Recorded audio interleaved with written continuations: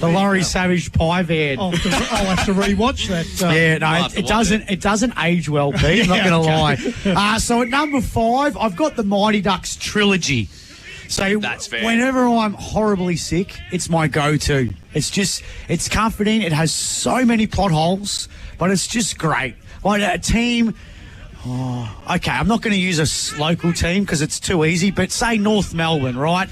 North Melbourne right now, they get a coach that's now in trouble if the law takes over and they win a flag in 4 weeks. That's pretty much the Mighty Ducks. And then that team that was so horrible ends up representing the country in Mighty Ducks 2. And then in number 3, they get scholarships to a prestige school. And, yeah, they beat the actual varsity team, which is the kids that are higher level than them. Yeah, it's extraordinary. But also, out of all the teams that they play, no other teams have girls in them, but they do. So many flaws because I've watched it a million times, but I love it. Another one that's actually the same premises as the original Mighty Ducks movie is at number 4. It's called Champions. It came out a couple of years ago. It's Woody Harrelson is the main culprit. It's the same one. He is a basketball coach. He goes to jail and has to coach a side with kids with Down syndrome, and I'll tell you what, it is a classic. It's a hidden gem, but it is a fantastic movie. And because I work with a few, kids with Down syndrome, I know what they're like in the water. They say it how it is. It's great, and this movie is just, it's great. Number 3, I've got Invictus. Matt Damon and the South Africans winning the World Cup. Oh, yes. Just a powerful story. It's a bit more than the actual rugby, but again, it has good sporting scenes in it as well too. At number 2, this is another one that might be a bit of a hidden gem, but it's called The Merger. Oh, yes. Got Dave Callaghan in it. Okay, yes. About Bodgy Creek. Yes. And they're about to actually fold. They're not even going to merge. They're going to fold. But then they get a lot of refugees to play and they win the premiership. And I sit back and, again, it's another movie that got a lot of flaws in it. I sit back and watch it. I'm going, this club has no club rooms. They're getting changed in the tent. And then I'm watching the umpiring and just the standard of football. I'm like, thank God we don't commentate that league. And then their grand final, I sort of don't get where they played it, but there wasn't a big crowd and there was no cars at the game.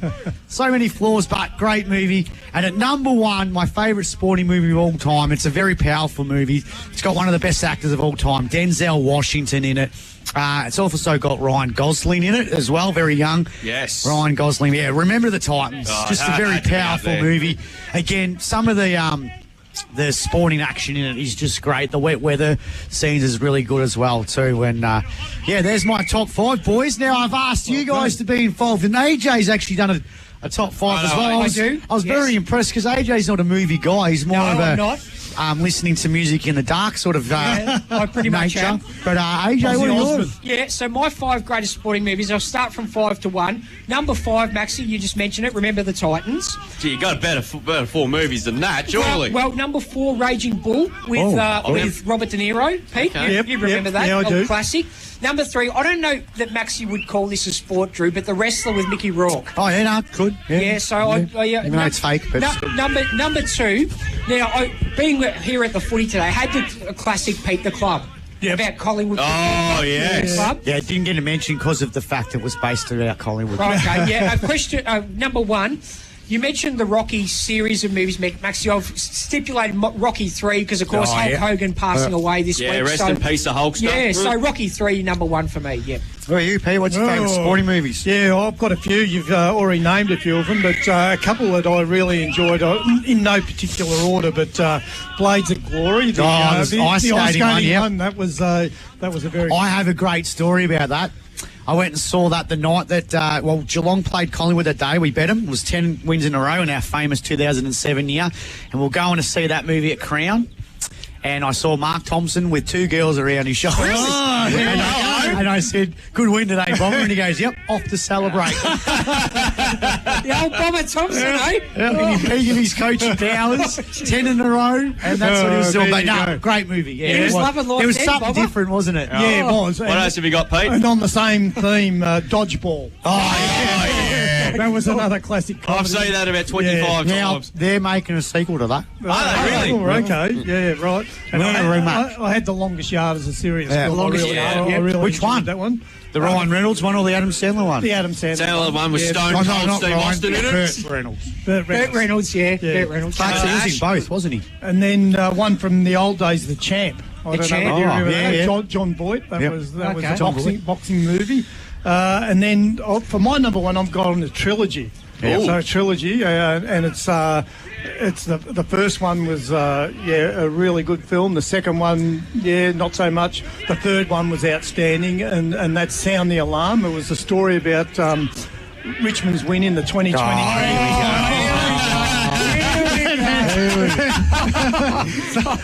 Sound the alarm, Pete. Yeah, Is that for the Geelong people? Yeah, it had the hero Dustin Martin that saved the day in the end from the Sounds like a fairy tale. So that's a good one for you. Hollywood fairy tale, actually. Might watch it the day that I just want to kill Bane. Now, my top five, this is in no order, by the way. Remember the Titans, obviously, Yes. in there. One of the all-time greats. Coach Carter, definitely. Farlap. I remember watching Farlap Great in there movie. as well, of course. I love true stories. Yep. AJ, watching Yep. true stories. That was absolutely superb. Formula One, I just Yep. saw a couple of weeks ago. It's certainly one of the great movies of the year. But surprised if it doesn't win an Emmy or an Oscar, Pete. Yep. And got to go hard to go past Happy Gilmore for number Happy one. Gilmore. Yeah, hard to go past the original. I'm actually going to watch that tomorrow on Netflix. So that's top five done. Now it's time to do this. I thought you'd be more of a Chariots of Fire. Chariots of Fire. I didn't mind that, but it's sort of. I've gone with films that I'd probably sit down and watch again. Oh, yeah, good idea. Chariots of Fire, I've probably seen it once, and Yeah. but- Fair enough. Yeah. It's time to now. Okay, now it's back to you, Pete, with this. CDFNL life member, ex-CDFNL chairman, one-eyed Richmond supporter. This is Peter Mulheron's Footy Factory. Go for your life, mate. What do we got to this? What do you got today for us? So I've stuck with the same theme today with into the Hall of Fame, and because we've got Lorne and Irrewarra Beeac, I've chosen a couple of ex-players from there that probably belong in the into legend status. We've got Adam Harris, Yep. Paddy Whelan, Yep. Pete Featherston. What was the other one last week you did? Pete Featherston and David Fleming. David Fleming, yep. Flemo, yep.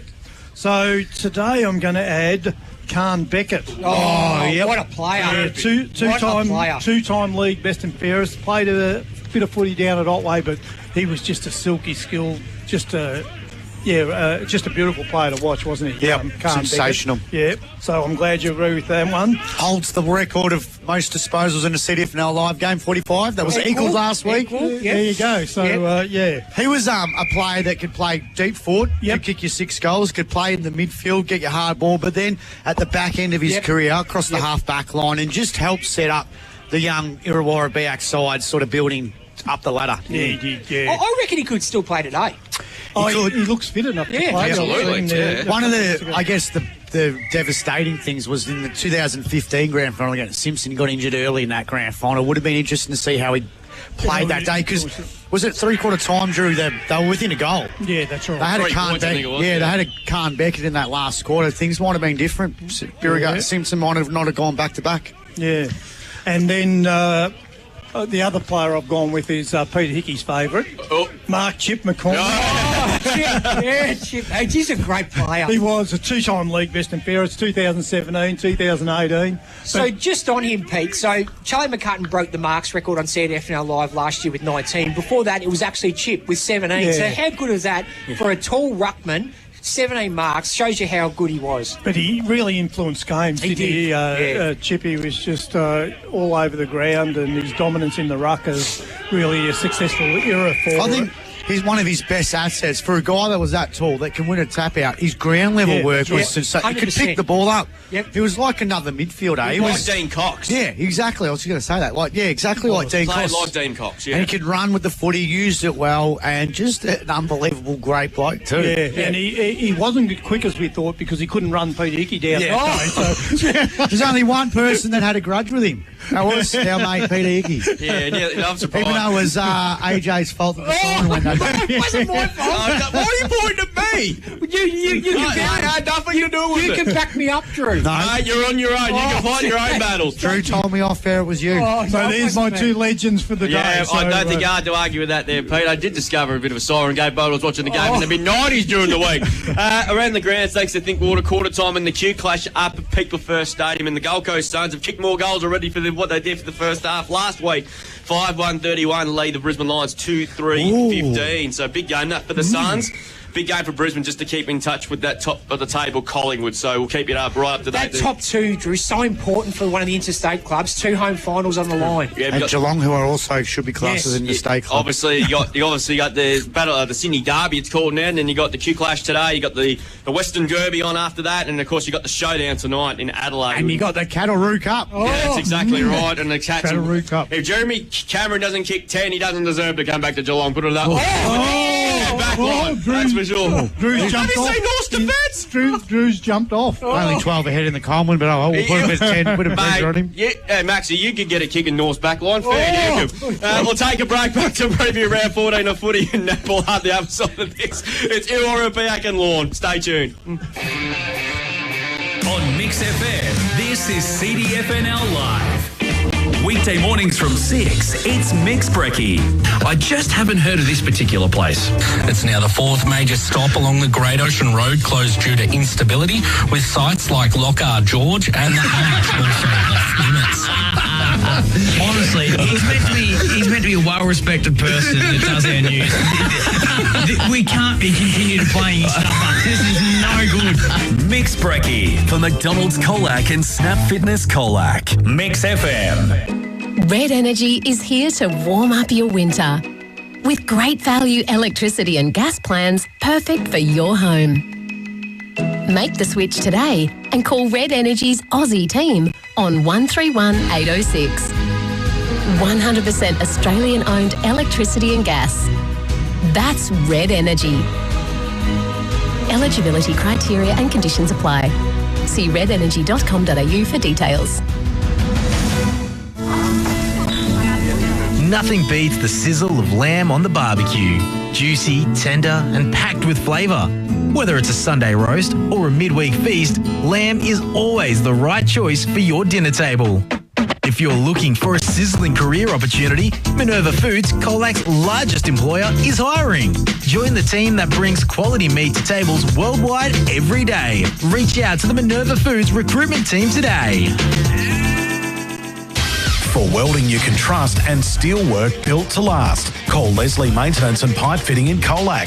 Pipelines, structural steel on-site installs. Built strong, built local. See Trev and the team at 74 Bruce Street, Colac. Ben Spokes at We Spoke Insurance Specialist can come to you with the ideal insurance to protect what matters most. You'll get market-leading personal service and advice with We Spoke Insurance Specialists. Find them on Facebook. Authorised representative of PSC Connect Proprietary Limited. Please consider all terms and conditions. G'day, Jason here from Assassin's Weed and Vermin Control. Don't let capeweed, dock or any pest weeds or insects take over your property. Let Assassins take care of all your boom spraying needs. So give weeds and vermin the big A. Call Assassins today. 0418 133 167.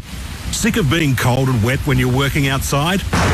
Then call into Ag Warehouse Colac and Simpson for a full range of men's and ladies' Kaiwaka parkas, overalls and over trousers. With Kaiwaka's no split seam lifetime warranty, it gives you some peace of mind. Plus check out their range of keeping tracks, kids' wet weather parkas, overalls and overpants. Plus a huge range of gumboots for adults and children. Ag Warehouse Colac, the corner of Deans Creek Road and the Princess Highway, and Ag Warehouse Simpson, Lavers Hill Road. Your club delivers on the field. Thinkwater Colac delivers water solutions, serving the southwest for over 25 years. Irrigation and filtration systems to pumps and rainwater tanks, and your local experts in solar pump systems. Thinkwater Colac, they do water well. With the footy and netball season here, the Colac RSL is your spot for post-game catch-ups. Grab a cold drink, enjoy delicious food, and celebrate and commiserate with mates. If you're cheering from the sidelines or playing on the court or field, wind down at the Colac RSL. Bobcat. That's a name worth roaring about. And the biggest roar is coming from FSR Equip, the authorised Bobcat dealer for Southwest Victoria and specialist for Bobcat telehandlers. From construction to agriculture, Bobcat telehandlers offer unmatched versatility and strength with superior reach and lifting capacity. Bobcat telehandlers are built tough to handle any challenge. Follow the sound of the roar and get to FSR Equip, Hugh Murray Drive, Colac East. Bobcat, one tough animal. At Sports Power Colac, we're strong supporters of local footy and netball. We've got everything you need for the season. The most popular shoes, boots, socks, shorts, compression gear, balls and more. This football and netball season, see us at Sports Power Colac, your local experts. Powered by Sports Power Colac, FSR Equip, KFC Colac and Minerva Foods. This is CDFNL Live. Yeah, rain continuing to fall as we welcome you back to CDFNL Live here on Mix FM. It is the big game between Irrewarra, Beeac and Lorne in what is going to be a very interesting game this afternoon here. Of course, the Dolphins comfortably sitting a game clear on top at the moment. Irrewarra, Beeac have won the last 5 and looking to consolidate their spot inside the top 3. But both clubs, it's a big game for them. It's a must-win for either of them today because their run home from either side is not an easy one, of course, as well, particularly for the Bombers as well. They've still got South Colac and, of course, the other sides above around them in the ladder as well to come as well. And then, of course, the Dolphins play Albi next week. And, of course, they've got the Colac Imperials in round 17, which could potentially decide who will finish on top in season 2025. We'll go around the grounds thanks to Thinkwater Colac and preview a big game as the Twos are just in the dying minutes of the game there with Lorne leading that one by 55 points to 8 and expect them to get the job done there as you'd expect them. They're going to be very hard to beat in the Twos this year. We'll have a look at the big game. We'll do Irrewarra first up. It's Western Eagles taking on South Colac. I'll have a look at the scores earlier. And the under-15s, boys, was an absolute ripping game of footy with South Colac winning that one by 2 points. So you expect them just a bit of a September preview there for those in the under-15s. Of course, there's not a lot between those two in the top 2 positions of the ladder. Interesting game that both sides coming off real heavy losses first up from the bye last week. Pete, what are we expecting? I'm expecting improved effort from... Put the headset on. Sorry, mate. Hanger of the day. Throwing him under the bus. We shouldn't eat red frogs. Yeah, that's true. To shift your microphone. Yeah. Look, I'm expecting a better effort from the Eagles this week. They'll be disappointed with what they put up last week. They've had a better season than that. So I think conditions like this, it's a real danger game for South Colac today. And you said it's at Irrewarra too. Irrewarra, yes. So, like, to travel out to Irrewarra on a day like today, the South Colac boys are going to have to be on the ball because this could be season over if they drop a game like this. Well, they're a win and a half outside the 5. Yeah. So... yeah, I think they'll win. They'll get it. They'll get the job done. Well, but, it's too important for them. Last week was a bit of a. Well, they've been really inconsistent, haven't they? This year, everyone thought they were going to be a grand finalist, and rightly so. They recruited pretty well on the back of last year, but they got smashed by the Imps by 10 goals. They bet Irrewarra. They lost to Lorne by a goal. You know, that shows you that, okay, and they've also beaten Lorne early in the year. And then they kicked 2 goals against Albi last week. Yeah. So, and they never look like scoring. Yeah, they're too hot and cold for me. They seem to lack a bit of that outside run, don't they? I've already lined them. I don't think they'll win the flag. Yeah. There you go. I'm happy to go on record with that. I've put the line through them. I said, I can't see them winning the flag. I just think they might be a little bit too old. I think the last couple of years, obviously last year goes to show them as well, their record against top 3 or 4 sides weren't very flash either. So, this is a huge game for them as well. I think they'll get it done, but... yeah, you wouldn't run at the Eagles if you take last week, given the month they had prior to the bye. You could give them a huge chance of winning. Well, they almost upset Irrewarra. Yeah, well, Drew, similar, and then, and they were good against Lorne the week before. So, they're definitely capable. They're very, very capable indeed as well. We'll go to Jellybrand now because this could be in a mud bath. They're calling it down to Jellybrand. Otway Districts and Irrewarra. Shane Boynton, the coach of Otway, was very bullish about his chances. Well, given this weather, you just never know, Pete. Are there any chance today of causing a big upset? Well, it might be first score wins in conditions like this, but look, you'd think it's too important for Berry. They've had an outstanding season. See what's going on there? Oh, they're just tuning the Lorne players out. Thought, are we at GMHBA Stadium? They're going off. That was a loud cheer. Wowee. Yeah, I think Berry have had an outstanding season to come from where they've come from this year to put themselves in the position and to play finals and maybe finish high up the ladder. So I don't think they'll be taking any chances today. I think it'll be... Simpson tested them a bit last week, They did. Yeah. But, look, they've had a bad run with injuries and they've got a softer draw than the others. Yeah. They've played those harder teams. So if they can put away games like this and win their home games... they get their coach back today, don't they? Do they? Well, he was been away for a bit. Oh, yeah, right, okay. Yeah, no, I wasn't sure when he was back. I think he's back today. I think Bury just simply have to win, don't they? They just simply have to win. Yeah, they do. Yeah, They'll win it. Too important. 33. That's 4 goals 9 to 2 goals 1. Yeah, it wouldn't be ruled out. That sort of game.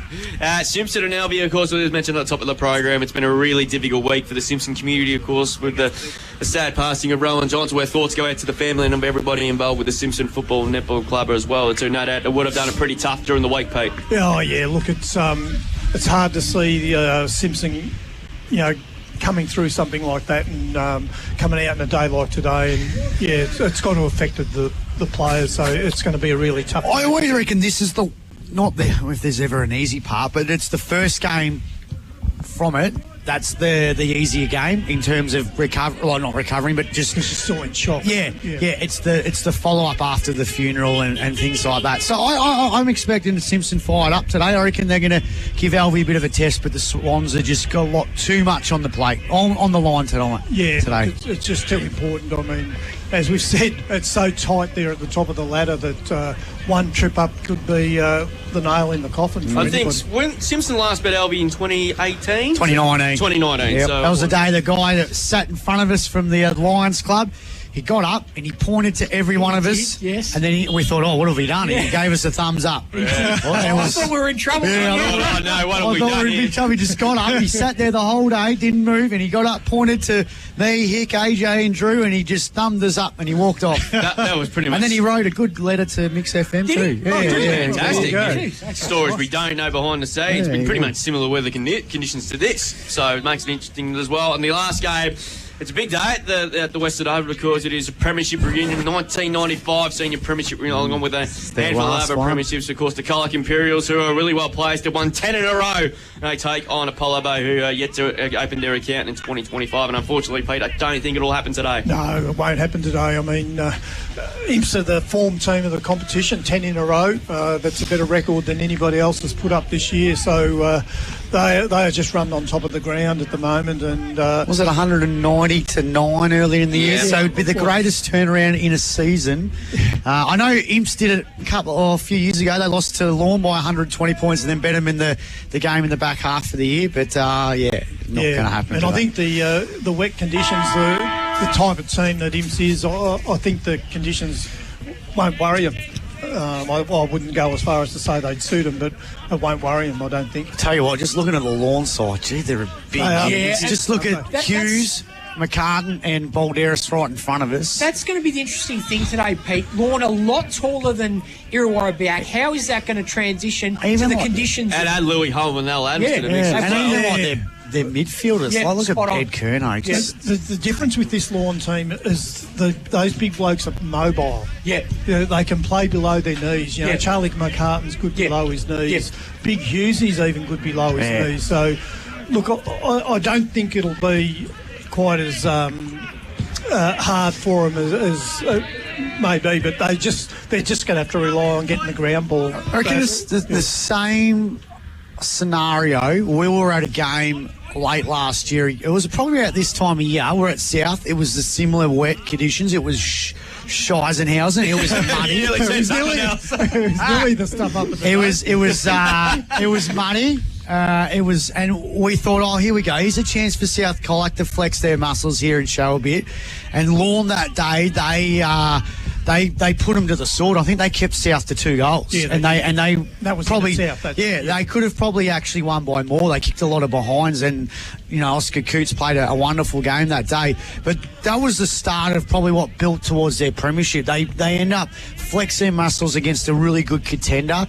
And if you have a look at and I looked at it during the week, just the sides that they've beaten, they've probably definitely not parked the bus a little bit, but they probably haven't gone hell and leather against the bottom sides, which traditionally they have. but they've played their best footy against the best teams. Like they smoked Irrewarra in that last quarter back in round 10. So these are the games where, and I looked at it last year as well, yeah, they played pretty well against the good side. So this is one of those games where I don't think the conditions are going to worry them. They just want to come out and they just want to show that, hey, we're the best side. I think they're going to do it again today. They've got a couple of clever blokes down there, the Brights. I think they'll go all right in these type of conditions. But Ed Keno been in the AFL system would know when to go and when to sort of hold back a little bit. And we look at last week's game against Otway and go, oh, they only won by 6 or 7 goals. But, today they could come out and have the same margin and go, oh, what was the difference? And the difference is their opposition. They're like, well, we know the sides we need to beat.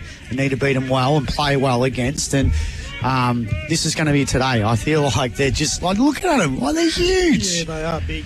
Look, a day like today, keeping your structure is important as well. Yep. Sometimes you see a game like this where everyone gets drawn to the ball and the sides loses structure. But I think Ed Kerno will be smart enough to make sure Lorne don't do that today. All right, we'll go around the table here as I didn't see the toss, unfortunately, which I don't think it really matters today because there's not a lot of wind. Yeah, the wind's to talk I'll tell you what, it wasn't last night windy. It was so windy there. The house was actually shaking at my house last night, so that was how I had a double zinger burger for dinner last night, and it was even more windier in the house. But, that's another story. That's another story. For another time. Tips margin, first goal. We'll start with you, AJ. I'm going to go Lorne by 20 points, Drew. It's going to be a pretty low-scoring game. I reckon 8 goals could win it today. And I will go Charlie McCartan, first goal, Drew. Pete Mulherron, of course, the Tigers are up and about. Who are we liking and why? Look, I think Lorne will be too strong today. Maybe 3 goals in a low-scoring match. I'll go for Adam Costello. A bit of a roughie. Max Blake, who do you think? Yeah, I reckon Lorne will win this today, 8 goals to 2. I think Irrewarra Beeac struggle against Lorne kicking scores, and today's not going to be any help with the weather. My first goal kicker today, I'm going to go with George Kerno. George Kerno. I'm going with the Dolphins as well. I think it'll be 4 goals to 3. I don't think there'll be many goals kicked today in these conditions. I think it's only going to be kicking, and as I said, but I'm going to go with Cooper Stevens in his first game back for the first goal. So, as Lorne make the break. So I mentioned earlier, for anyone who didn't listen in, the centre circle area and our side of the ground, the social club side of the ground, the wing, is quite muddy, and the goal squares as well. The outer side of the ground, there's not a heck of a lot of mud, so maybe the teams want to play at that side a bit more, Pete. So it looks that'll be where the attacking side will like to play out on the far side. So it looks like Lorne are kicking to the left of the radio dial. For those on the screen, they'll be kicking to the left of the screen. So Hughes starting in the ruck for Lorne. Yep, and then Charlie McCartan is expected starting at full forwards. And a pretty small forward line too for the Dolphins as well, except Charlie McCartan's the tallest one there. So I tend to think Fraser Balderas will have a pretty big role to play here today, Pete. Yeah, so it looks like he's going deep back. Yeah, it looks like he's going to start. Maybe at fullback even. Yeah, he might be going there. Played a bit in defence last week, I was told. Yeah, so he's going to pick up Ramos. So it looks like Maxie Hutchison's got the big job on Charlie McCartan. That's an interesting matchup. Big job. Again, Mitch Gaunt's taking Kerno. That's George. Flanagan or Oscar Coots, big role there. It looks like Mitch Thornton. And looks like he's got the big job ahead of him as well. So we're set to go. Big game, round 14, in pretty miserable conditions. The rain certainly got heavier in the last 20 minutes. And it looks like we're just about set to go. Dean Tevlin's going to get us underway. There's the Bombers and the Dolphins. Of course, the Bombers trying to end a 5-game losing streak against the Dolphins. Underway we go here. Pretty hard wouldn't have won the first tap down. Fazastek got possession there, got a kick away, but he tried to connect it and he's been pinned holding the footy. Good start. Great match up there, Thornton and Fazastek. Of course, they played with each other in the Interleague a few weeks ago in these conditions as well. As Thornton gets the first kick up towards right half forward. Stevens is lurking there, couldn't quite take the mark. Ball spills free down to Fletcher there for the Dolphins. Just hacks the kick to the wing position there. No mark taken there by Bright. Cack forward off the ground on that occasion there by Taylor. Up towards the edge of the centre square. They're right in the mud. And it's not coming out. Manganelli's there as well. And we're going to get a ball up on the edge of the centre square. No doubt we'll get to see a fair few of them this afternoon. So you can already see the ball slippery. An easy chest mark there dropped. So Robertson on the ruck against Hughes. Flanagan kicked off the ground by Frampton. Up towards centre wing in that real clop of mud. Done over the top, and he's going to be pinned, holding the footy. Free kick will go to Fletcher of the Dolphins here on centre wing. Broadcast side of the ground. The rain has certainly set in here, like it has done for the last 24 hours. He's kicked up towards left half forward. Gortner got in front of that contest and took an easy mark in defence. The marks are going to be hard to come by this afternoon. No scorers yet. Both sides defensively have ranked up there in the competition in the last few weeks. Ball kick to the wing position there. Stannard's going to come in. Got hands to it. Couldn't quite bring down the mark. Ball spills to the back. Tierney should have been holding the footy. Umpire said play on. Thornton, he started well. Fires out a quick hand pass to no one in particular. Carmony's around the footy. Coming through there as well. Again, Carmody, he's tackled and wrapped up. Right in the mud he goes. And we're going to get a ball up there on centre wing there as well. And he's got mud from head to foot already. He has, hasn't he? Oh, this is going to be a tough watch today. But you The just black feel, jumpers. hopefully it's just going to be a good contested game of football as Hughes wins the tap out. Off the ground there by Oscar Coots. I reckon he's going to have a game today. He loves these conditions. There's a chance here for Costello. Overruns the footy. McDonald trying to keep it alive, but it's going to go out of bounds. And a boundary throwing deep. Just inside the forward 50 for Lorne. Bryce McDonald got an important role to play today. Max is one of the leaders of this club. So a boundary throwing just inside or just on the 50 for the Dolphins. Scoring is going to be pretty tricky today. We've gone 2.5. 0-0's the score. Bombers and the Dolphins. Hughes wins the tap out. Gathers the football.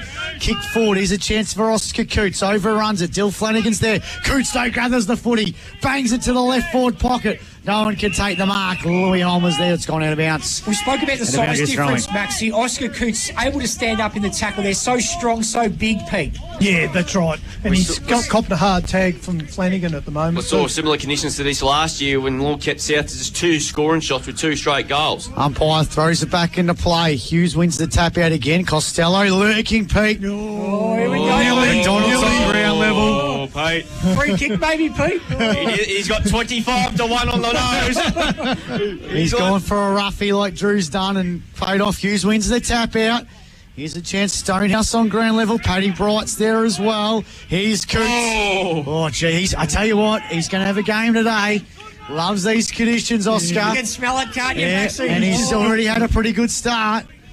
So another boundary throwing just inside the forward 50 for Lorne. Big body midfielder, gee. No score thus yet, but they're building. Umpire throws it back into play. Hughes wins the tap out. Chance to get it to the ball. Oh, no. Hand pass went straight to Paddy Bright. McDonald later tackle. Good tackle there. And it'll be another ball up yet again. I reckon the hit-out record could be under threat here today. What's the record? 73 by James Hughes last year. Yeah, did it in that game against South Colac as Hughes wins the tap out. Again, they want hold the footy and give another ball up. It's going to be stoppage central. At the moment, Dougie Evans throws the footy back up. Hughes wins it again. Punches it forward a couple of times. Here's a chance. Prozastic it up to Walker. Look at him. He's going nuts. He's punching the air. He's high-fiving the clouds. It's a goal today contender. A Westvic Sheds and Garages goal of the day. Pulled a rabbit out of his backside there. Tell you what, if you think Paddy Voss doesn't mind celebrating a goal, wowee. How about that? That came from nowhere, Pete. It did. But he's got the big job on Mitchie Thornton, and I reckon he's been really focused on that all week, and he's pumped. And to hit the scoreboard early, that's a great filler for him to get him fired up. Unless his pretend business that I've made up. Aztec Industries has just gone on the market. It's just been floated and stock prices have gone. It seems like something that the stockbrokers will be all after. His first goal for the year, and that is an absolute ripper. Well, he kicked a beauty in the Interleague, though. Yeah, he did, yeah. We count that. We need that business as a sponsor for Mix FM, Maxie. So back in the mud we go. We get another ball up. Up it goes again. Hughes again wins the tap down.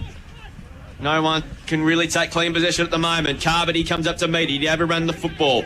Jackson Bright picks it up and just hacks it forward up towards centre half forward. McCartan lurking again, but the umpire's paid a free kick. It'll go against McCartan. And it's going to go to Maxie Hutchison, who's got the big job on him this afternoon. Played a bit of more of a defensive role. Kick long, done. Turney did sort of locked horns. Here's Cooper Stevens. Great to see him back. Good shepherding there by Frampton. Not sure what to do with it though, however. He just hacks the kick up towards half forward. Stannard overrun the footy in the mud. Adams mops up there for the Dolphins. Good kick under pressure, which is not easy to do in these conditions. Coots marks it. He plays on. Kicks towards half forward. Here's Costello. Might be too far out to score. He's 50 metres out. Left half forward. Pretty crowded forward line. He's going to send it to the top of the goal square. Where's McCartan? He's underneath it, but he's giving away a free kick. He's giving away 2 free kicks in a minute, and he gives the Brett Lee type stare down to Dougie Evans. He's not happy. He's absolutely seething at the moment. Speaking of cricket, we saw Tim David scored the 5th fastest ever T20 100 in the West Indies earlier today. Kick looking that time for Flanagan, but I think he might have been... No, he's got the free kick. So Flanagan's got the free, holding the man. Left half back. He's going to go to the wing position in the mud. Swain got up to meet it. Punched away by Tierney. Well robbed on the end on that occasion there by Ramos. Ramos was kicked towards right half forward there for the Dolphins, for the Bombers, I should say. Fabers here with Fletcher. Just hacks the kick forward, back into the mud, but Numbs here with the Bombers. Gaunt just has to grab it and kick. He's gone the torpedo punt kick. Stevens got in front. Well done. And he takes a Class Harvest Centre mark of the day. It's great to see him back. And I reckon he can line up here. Class Harvest Centre mark of the day. Players go over it already in the studio. Gives it off to Thornton. He tried to do one thing too many, and he's been pinned on the footy. And a free kick will go to Ryan. I'm not sure what Cooper Stevens was doing on that occasion there. Yeah, just a lack of confidence maybe that he couldn't make the distance. Ryan at half-back sends the ball down, grandstand side wing. Hughesy got the mitts out, couldn't take the mark. Here's a chance now again for the Bombers. Middleton's hand pass wasn't good. Just look at those big bodies against those young Irrewarra Beeacians. Yeah. For those watching on the stream, this is reminds us of a game at the MCG on this wet winter day back in the 80s and 90s. Let's not forget that. Cheers now. Frampton kicks a high one forward. Good mark there by Ed Curnow. Across the half-back line. And again, here's another one that I think could have a big game today, Eduardo Curnow. Where's his brother going to play next year, Pete? Oh, well. Should have gone up and asked him, shouldn't I? I think he'll play at Carlton. Kick was smothered. Megalini comes out to Gort. Gort's stolen. There by Paddy Bright. It's going to go all the way here. Look out, Max! It's deliberate. Don't look deliberate. I can't do it. What are you doing? Dougie. Don't reach for that ball, Pete, because I don't want you to do a hamstring. We're doing Paul Scrap Parker nearly did his while he was walking down the box earlier. He did too, didn't he? Boundary throw in right in front of our commentary position here.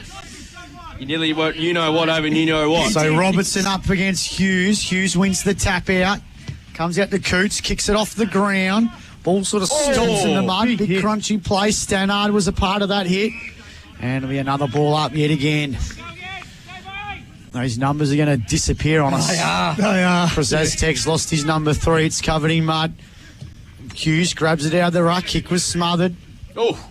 Chance here now for both sides. Big stack around this one. At the moment, there was a bit of a move in the game earlier in the year when Balderas went in the ruck in the second quarter. I don't think they need to do that today. No. He's definitely well on top at the moment with another hit out. We'll definitely get the Stevcom stats on that at quarter time. Tierney's there, so's Robertson, and another ball up again. Just a domination at the moment. At that middle, Hughes. Robertson actually got the tap out there. Coots off the ground. Kicked off there by McDonald. It's a high up and under one. Well done. And it's going to be marked here. Good work there by Chris Dunn. So Dunn's got it at half back. Looking down the straight line win for Irrewarra Beeac. Lorne 1 goal. Bombers yet to score. He's kicked. Looking for Stannard. Almost took a good mark. Here's the bull. Got the hand pass over the top to Mitch Gort. He got the quick hand pass over the top now. They're trying to work the ball forward. He's got the old-fashioned top. And they're trying to work it again. It's just they can't get the ball moving. Bright puts in a good tackle. Here's a chance again for Fox. Kick was smothered. Gort's there as well. Big stack around this one here. Ball movement is just almost impossible. Dunn was tackled. And we get ball up at half-back for Irrewarra Beeac. 1 straight 6 Lorne. The Bombers yet to score. We've gone 10 minutes. I think it's only 4 or 5 goals might win it this afternoon. Enor. It's bouncing footy up towards left half forward. Stevens takes it nicely. He wants some ported inside. Hack foot off the ground by Ramos. Was smart bit of play, but only as far there as Tierney. Broke the tackle because her hands back to Adams. He just unloads it out of defence. Good defensive work that time by Stevens. Applied some good pressure, and he laid a very heavy tackle. Umpire said it was okay, and we're going to get a ball up on the edge of the square. Quick step, Comstat, James Hughes, 12 hit-outs, Pete. And Stevens has started really well in his comeback game as well. First game since round 3, and I think he might be looking for prepares at the moment. He might have caught one on the mush. He's cut down, kicked up towards half footy for the Bombers. Swain overran it. He was terrific last week. Oh, he got a very good tackle on Fletcher. That should have been on the footy. Umpire said play on. And umpire comes in now and sort of all out. He might have just caught one in the eye, I reckon, there, Cooper Stevens. Yeah, bit of blood. Yeah, he might be patched up as well. Good to see him back. His first game since round 3 from a broken thumb. Ball spilled out there to Robinson. He's dragged Dalton to the turf and we're getting another ball up. Robinson getting on top in the ruck just recently because of Oscar Balderas' move into the ruck, Pete. Yeah, that's unusual. Maybe he can't get a grip to get his leap going at the moment, Oscar. Ball up on this occasion. Cargill there, should be holding the ball, and it is on Hetherington. Free kick will go to the Bombers. And they've got a real opportunity here with Ramos. Might be too far out to score on a day like today from 55. Ooh. Interesting sort of a kick there. He might have side of the side of his boot. Comes out to O'Brien. Henderson is kicked short. Jackson Bright dropped what he should have taken, but recovers quickly. Kick to the wing, and here's Brabber Paddy. He marks him between half back and wing. Out of side of the ground. He goes short. It's okay. Marked on that occasion there by Bazastek. He started this game nicely. He's kicked the only goal of the game so far. An absolute ball terror. Kicked up towards half forward. That's a nice ball. Finds Balderas. He's at right half forward. McCartan's the deepest forward. Hughes is drifting forward as well. Kicks to at 25 out. McCartan's got the mismatch. Got mid, still couldn't take the mark. Costello hacks it off the ground to the goal square. McCartan. Oh, desperate stuff on that occasion there by Hutchison. No, they've done the concede and they have. Gee, they've done well there, the Bombers, to concede a behind. Because it was their goals was there for the taking there, Lorne. The Dolphins are 1-1-7. Bombers yet to trouble the score as we played 12.5 minutes opening term. Oscar Coots almost tried to claim and win the goal umpire over, but no Tommy Hawkins 09 grand final about that one. No, desperate play from the Bombers. Club goal umpire too today, so chance in here for the Bombers to work it out of defence. 7 plays zip, Lorne leading. That's a big kick. Bumping kick out of defence there. Good work there, Manganelli or Fletcher. I've got 2 19s on my list here. I think Manganelli's 30, I think. 29, I think. Till 29, yep. Fletcher is 29. You're right. So Manganelli's number 19. Yeah. Umpire throws it back up. On a day like today, we forgive him a little bit. Balderas, Flanagan. Yep. One in the line, ball up against AJ's man, Cole Fox. Pilsy likes Foxy too, doesn't he? Pilsy. Yeah, he's a big Fox fan. Wyatt throws it back up again. It's a chance now for Ramos with the footy. He's a nice size, Ramos. He adds a bit of size around the ball. Yeah. Juanito. Yeah, okay. Well, Robertson and Balderas wins the tap out. Robertson gathers the football. He's tackled. Big pack around this one. Flanagan throws in a bit of a He's in trouble. Another ball up.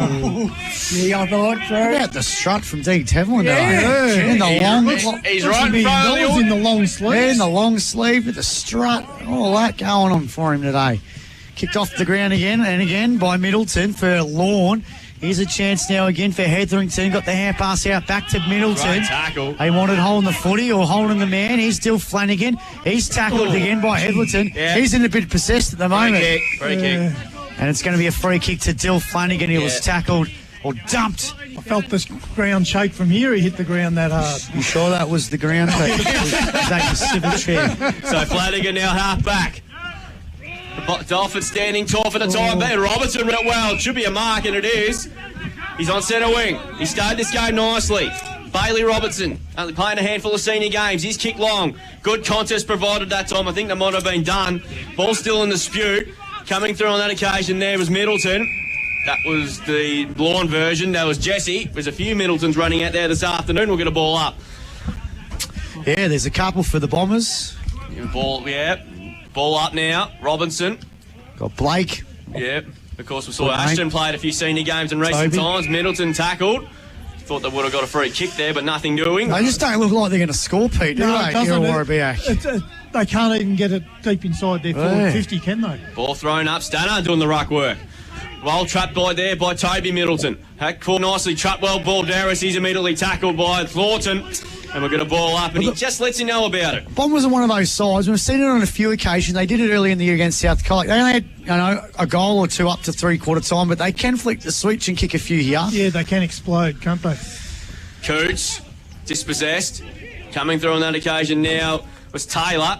Hacked forward by Curnow. That was Ed up towards centre wing, looking for brother George. He dives over the top of the footy. Likewise there, McDonald as well. Ball pinned, and we're going to get a ball up. Right on centre wing. Intelligent play by Curnow there, Pete. Yeah, he wasn't going to let the ball back out, but he wanted to make it look like he was quite happy to let it out. Of course, Bryce McDonald, of course, would be co-coaches with Cooper Stevens in 2026. Balderas, he absolutely single-handedly took the game apart from the Bombers in the second quarter there a few weeks ago. Did it going in very silently, but the umpires paid a free kick as Dean Tavlin.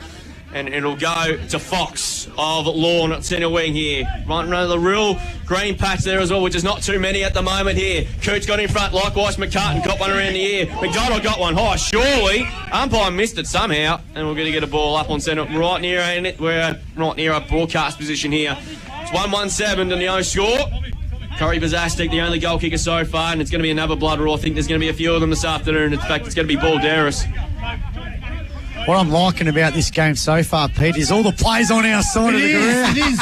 It's like they're attracted to the mud, isn't it? Oh, it's so good. It's like back in the old schoolyard. Normally here, the muddiest spot to play. Yeah, normally here it's always on the outer side, but for some reason it's funny how games end up like that way, don't they? They drawn to a certain part of the wing. Gaunt doing the ruck work. Hacked forward by Fox, went 3 metres. Thornton through traffic nicely. Hacks the kick forward to centre wing. Well done by Dunn, created a contest, and he did really well. They want to deliver it, and they're not going to get it. Boundary throw-in. It'd be a pretty brave umpire to pay deliver it on a day like today. I wouldn't get it out of Dean to H. Tevlin to do that. Yeah. So boundary throwing now. Just right in front of Bay 13 here at Wowie Recreation Reserve. Need to get the locals cheering. It's going to be one of those real cold afternoons. Homer wins the tap out. Palmed it forward. So they've rolled Hughes and Balderas, and now Homer in the ruck. Yes. So they've got so many avenues, and I reckon McCartan can also ruck as well too, couldn't he? So and Paddy Bright. So free kick goes to Turney for the Dolphins. Half back, he kicks to that mud patch win. McCartan couldn't take the mark. It's on ground level. Fox, Charlie Hutchinson, Coots tried to barrage his way through McDonald with the football, and it'll be another ball up. Coots is another one to play in the ruck, Max. I just want to play in the mud, don't they? They do, and there's going to be some sore boys by the time they finish this today. And Oz lurking. Homer wins the tap out. He's got no mud on him. Yeah, kicked off the ground. He just came off that. Hetherington's there. George Curnow kicks the ball forward. Kicked off the ground again there by Middleton. Inside the forward 50. Costello lurking. Middleton off the ground again. Puts in a good pressure. Great job there by Middleton for a Lorne variety, and it's gone out of bounds against Frampton. He just scored a try. He did, and that's the way the game's going to have to be played today. You just got to force the ball forward and hope you get yourself into a scoring position. Already seen Coots do that a bit as well too. So kick it off the ground. Just some smarts at the moment as Homer wins the tap out for Lorne.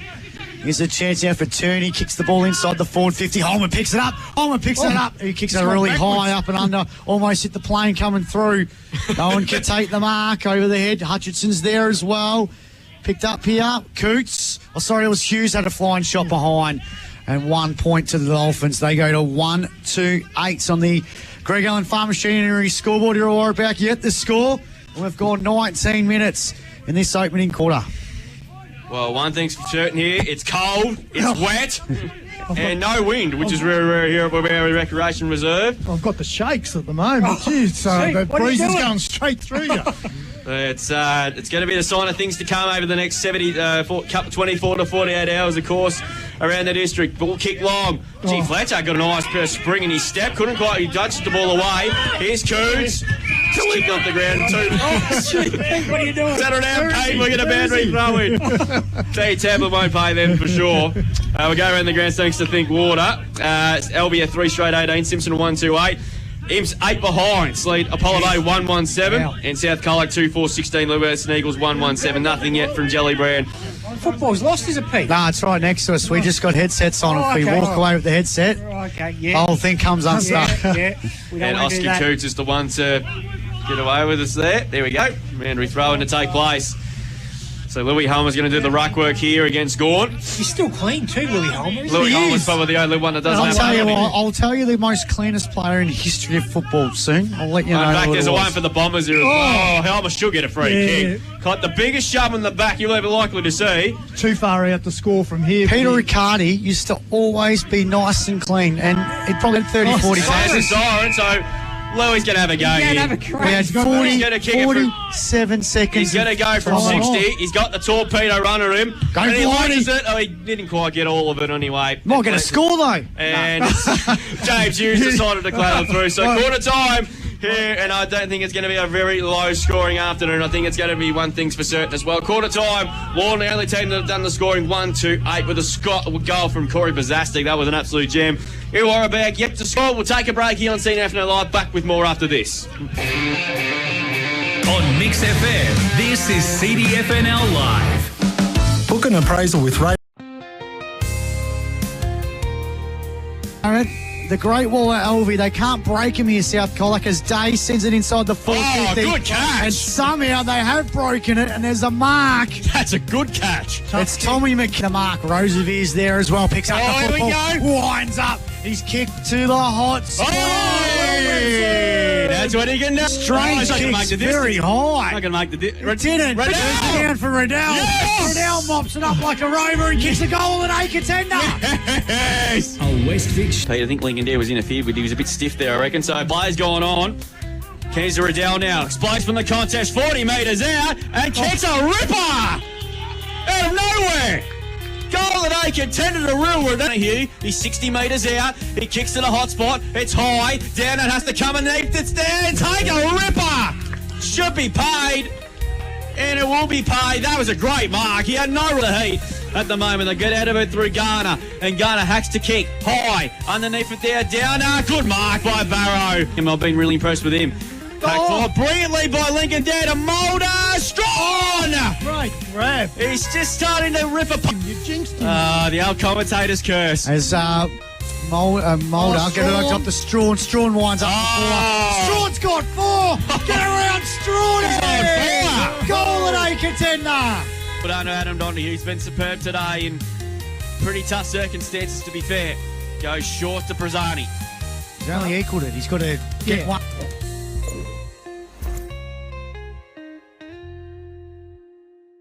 The Kana Parade. You've ran a couple of laps of botanical gardens. And a Holmes pie is the only pie you love. Holmes, the best in the West. Murray Street, Colac. Discover a glowing winter wonderland at Adventure Park's Winter Glow these school holidays. With dazzling, magical and immersive light installations and real snow to make snowmen and snow angels in. See live ice sculpting and fire twirling displays. And get carried away on the park's awesome rides at night. Adventure Park's Winter Glow is open 3:30pm to 8:30pm every day of the June-July school holidays. For info and tickets, visit winterglow.com.au. It's going to be the coolest. Looking for fencing products? Look to your local CRT store in Simpson. Find a large range of pine and steel fence posts, plus unlimited stock of wire products and electric fencing needs. Harlow's Home Hardware, Barrelmore Street, Simpson. Style your home at Harvey Norman. Shop our exclusive collection of indoor and outdoor furniture with a huge range available now for quick delivery. Entertain in style with versatile designs in dining room furniture, entertainment units, coffee tables and more. Upstyle your home with a new fabric or leather lounge suite, or relax with a new recliner or massage chair. Create an outdoor oasis all year round with the latest trends in outdoor lounges, dining and bar settings, plus sizzling deals on barbecues, pizza ovens, smokers and more. Harvey Norman. Best range, best prices guaranteed. Timboon Motors are now Mahindra dealers. Mahindra have a great range of sport utility vehicles engineered for adventure with a 7-year warranty and roadside assist on most models. Mahindra, rugged, reliable and excellent value. Test drive today at Timboon Motors. LMCT 2032. Powered by Sports Power Colac, FSR Equip, KFC Colac and Minerva Foods. This is CDFNL Live. Quarter time here at Irrewarra Recreation Reserve on this wet, cold, muddy afternoon, and it's Lorne 1-2-8. Letting Irrewarra back, yet to score. Corey Bazastic, the only goal kicker so far, and that was an absolute rip snorter. from a goal out of nowhere. That came in the first 5 minutes of the game. We go around the grounds thanks to Think Water. Colac Imperials a 2-8-20 lead. Apollo Bay 1-1-7. South Colac 2-5-17 lead. Western Eagles 1-1-7. And LV 4-24 leading LV Simpson, I should say, 1-3-9. Still no score yet from a game at Jelly Bream between Otway and Beer. If anyone's listening at Otway, just please text us through the scores. It'd be much appreciated. Maybe no one's scored yet. No, probably not. No, you're probably right. Stevcon stats, AJ, a lot of them in the hit-out department, which I think is many predicted in these conditions. Absolutely, mate. 6 free kicks in that first term to Irrewarra Beeac, 5 to Lorne, 7 hit-outs to Bailey Robinson of Irrewarra Beeac, 12 in that first term to Merv's boy James Hughes on Lorne, 7 also to Fraser Ball Derrison, 3 to Louis Holmer. Major stats winner for Irrewarra Beeac in that first term. The Bull Thornton, 4 kicks, 5 handballs, no marks, 9 disposals on the Stevcom stat sheet, 5 also to Bryce McDonald's, all kicks from full-back, 5 kicks, no handballs, no marks. On Lorne's side of things, Oscar Coots, boys, set for a big day today with his big body in that midfield, 5 kicks, 1 handball, 1 mark, 6 disposals on the Stevcom stat sheet. Apart from him, 4 to Paddy Bright, 2 kicks, 2 handballs and 1 mark, and 4 also to Cole Fox, 2 kicks, 2 handballs, no marks. Those leading stats winners on the ground. To quarter time, thanks to Stevcom. Thank you, AJ. Gee, Gold Coast are doing a number on Brisbane in the Q Clash, 33 points up at half time, and Noah Anderson is having a picnic. 24 touches, 2 goals at the moment. How many times do you reckon Lorne went inside 50 that quarter, Pete, in that first term? I'd say about 25 times to 2. Yeah, I was going to say, what do you reckon about Irrewarra Beeac? Yeah. Surely it's not the wind. No, it's not the wind. Look, the structures behind the ball, Lorne's set up really well behind the ball. Like a day like today can be hard to find your way through. Cooper Stevens looked the most likely avenue for them down there. I'd play him across half forward and just hope that he can do something spectacular and get you in a scoring position. Good news here at Warra. The rain has sort of subsided, which is good to see for the first time pretty much for the entire day. So second quarter underway, thanks to Minerva Footy with Lorne leading 8-0. Bombers try to work their way forward. Punched away from Kerno by Stannard. Coots over the top of the footy, desperately trying to get it out, which he can't. And we're going to get a ball up here. Pete, any positional changes in the second quarter? I can't pick anything up at the moment. Everything looks pretty much as was in the first quarter. So Hughes doing battle again with Robertson. Hacked forward by Thornton up towards centre half forward. Pushed out of it nicely. It was Ramos there. He takes it inside 50, a rare time in. Opportunity with Andrews. He can pick the footy up. Hand pass was okay, but just that was a heavy tackle there. O'Brien Henderson got one high. And he's going to win himself a free kick. Again, Swain. Slightly inside 50 now, Pete. They are. Yeah, they are just inside. The Bombers need to make every post to win a Pete. Absolutely. Bailey Robinson's going to have a huge job. He got up high, was Bright, couldn't quite take the mark, but it's roved nicely there. Kick inside, 50's okay. Swain should have been paid the mark. He's tackled, but he got one a free kick high, and it's going to be take 2 for O'Brien Henderson. Lucky to get out of that, I think. Yeah, I reckon there. So this is probably the deepest the Bombers have been for the entire game so far. He's going to go back and wind up and then launch it towards centre wing. McCartan got time and space for probably the first time this afternoon. That was a bit too easy in the end. First mark for the day for Charlie on the Stevcom stat sheet. He marks and plays on the outer wing, and he's actually kicked up towards left half forward. Pack develops it. Gee, come off someone. George Kernos is bonce. McDonald just hacks a kick, but it's okay. Stonehouse has marked it here. So the Bombers can do on the counter-attack, and he launches a torpedo. Ramos did really well and took a really good mark, and he's quickly wheeled and playing from 45. He unloads. It's going. Stand on mark. Marks it about 5 metres out. That was great play. And he'll go back and surely will put the Bombers' first score on the board.